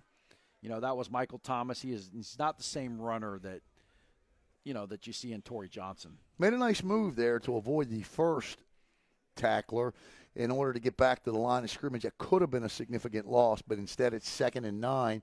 4:15, tick-tock, tick-tock. The clock continues to run. As Mike Davis says, finish Phantoms. Yes, that is something we haven't got an opportunity to see this year because they're 0-2, so we're going to see what their finishing capabilities are here. Don't want to see any scores late. So 2nd and 9 for Jamel Hickey, and this Noles offense, he's going to have 5 or 4 wide receivers, and it's going to be too much time. Delay a game. They broke the huddle with 12 guys. That's what they did. Yep, 12 guys. And I'm not sure what number 23 is complaining about there. What's he upset about? Maybe he thought they broke the huddle with 11, but when you have 4 wide receivers and a tailback and a 5th wide receiver runs off the field, that would be 5 linemen, 5 receivers. That's 10. Quarterback's 11. Tailback would be 12. So we can count for him.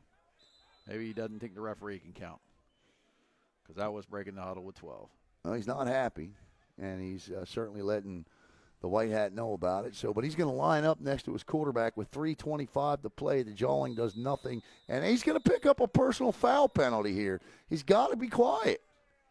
Yeah, he's not hushing. I mean, and the coach has got, you got to take him out. You just cost your team 15 yards for no reason. Yeah, he was over here John with Brown earlier, the quarterback. Now he's jawing again with the referee. And again, I don't see the argument. He's arguing that wasn't 12 players. Again, you lined up in a 5 wide receiver set and a tailback and a quarterback That is right there. That is your 12. You know that's 12 because you know you got to assume there's 5 offensive linemen up there. Yeah, he's going to take a much-needed breather.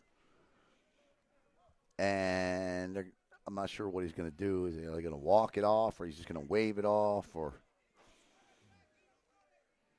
Nope, it's going to be 15.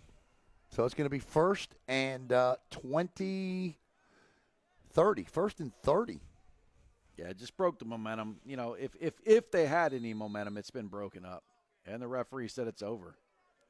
Referee just said that's the ball game. That's the ball game. Nope.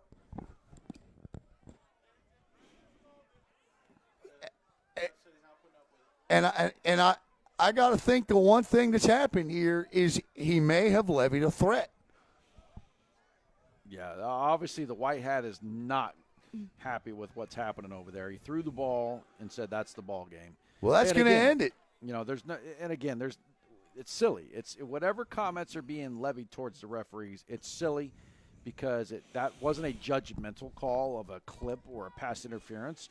It's one of the easiest calls in the book. You break the huddle with 12 guys, it's a 5-yard penalty. Well, that's unfortunate, but it happened, and so that ends the game with 3:24 to play in the contest. And you know what? He may have levied a threat against him. I'm not sure what the deal was, but the bottom line is it's over. And the Phantoms, Coach, have picked up their first win of the year.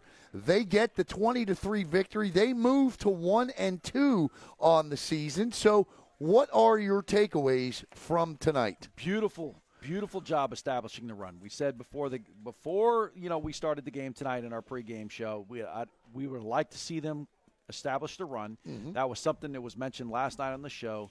Absolutely gorgeous job establishing the run. Defensively, we wanted to see no mental mistakes or miscues in the secondary. We saw 0 mental mistakes and miscues in the secondary. Mm-hmm. In fact, about the only one I maybe slightly saw was the second play of the game. Nothing came of it, but second play of the game. But more importantly, the energy. The energy today was both sides of the football were excited. Both sides of the football were supporting each other, and they had 7 players tonight. 7 players tonight that don't normally play in the position or started in their position, stepped up, they rose to the occasion, and they showed that, look, it's not about one individual to win a football game. It's about team depth, and it's about coming together and playing as one. All right, that's going to do it for us. The Phantoms will hit the road for 2. They're going to head up to Albany, Georgia next week and take on the Georgia Crushers. They will then take Easter weekend off, but the weekend of April the 10th, they'll be at the Gulf Coast Gators, and then they'll return here Saturday, April 17th, to take on the Columbus Storm. That's when we'll see you again here on the Brevard Sports Network. For Coach Derek Smith, producer Caleb Brown, and our statistician in the booth tonight, Mr. Brian Keys, I'm Alan Slaughter-Zinski here on the Brevard Sports Network. Once again, your final score, the Orlando Phantoms move to 1-2 with a 20-3 win over the Georgia Noles. Have a safe, happy Easter, and we'll see you on April the 17th. Good night, everybody.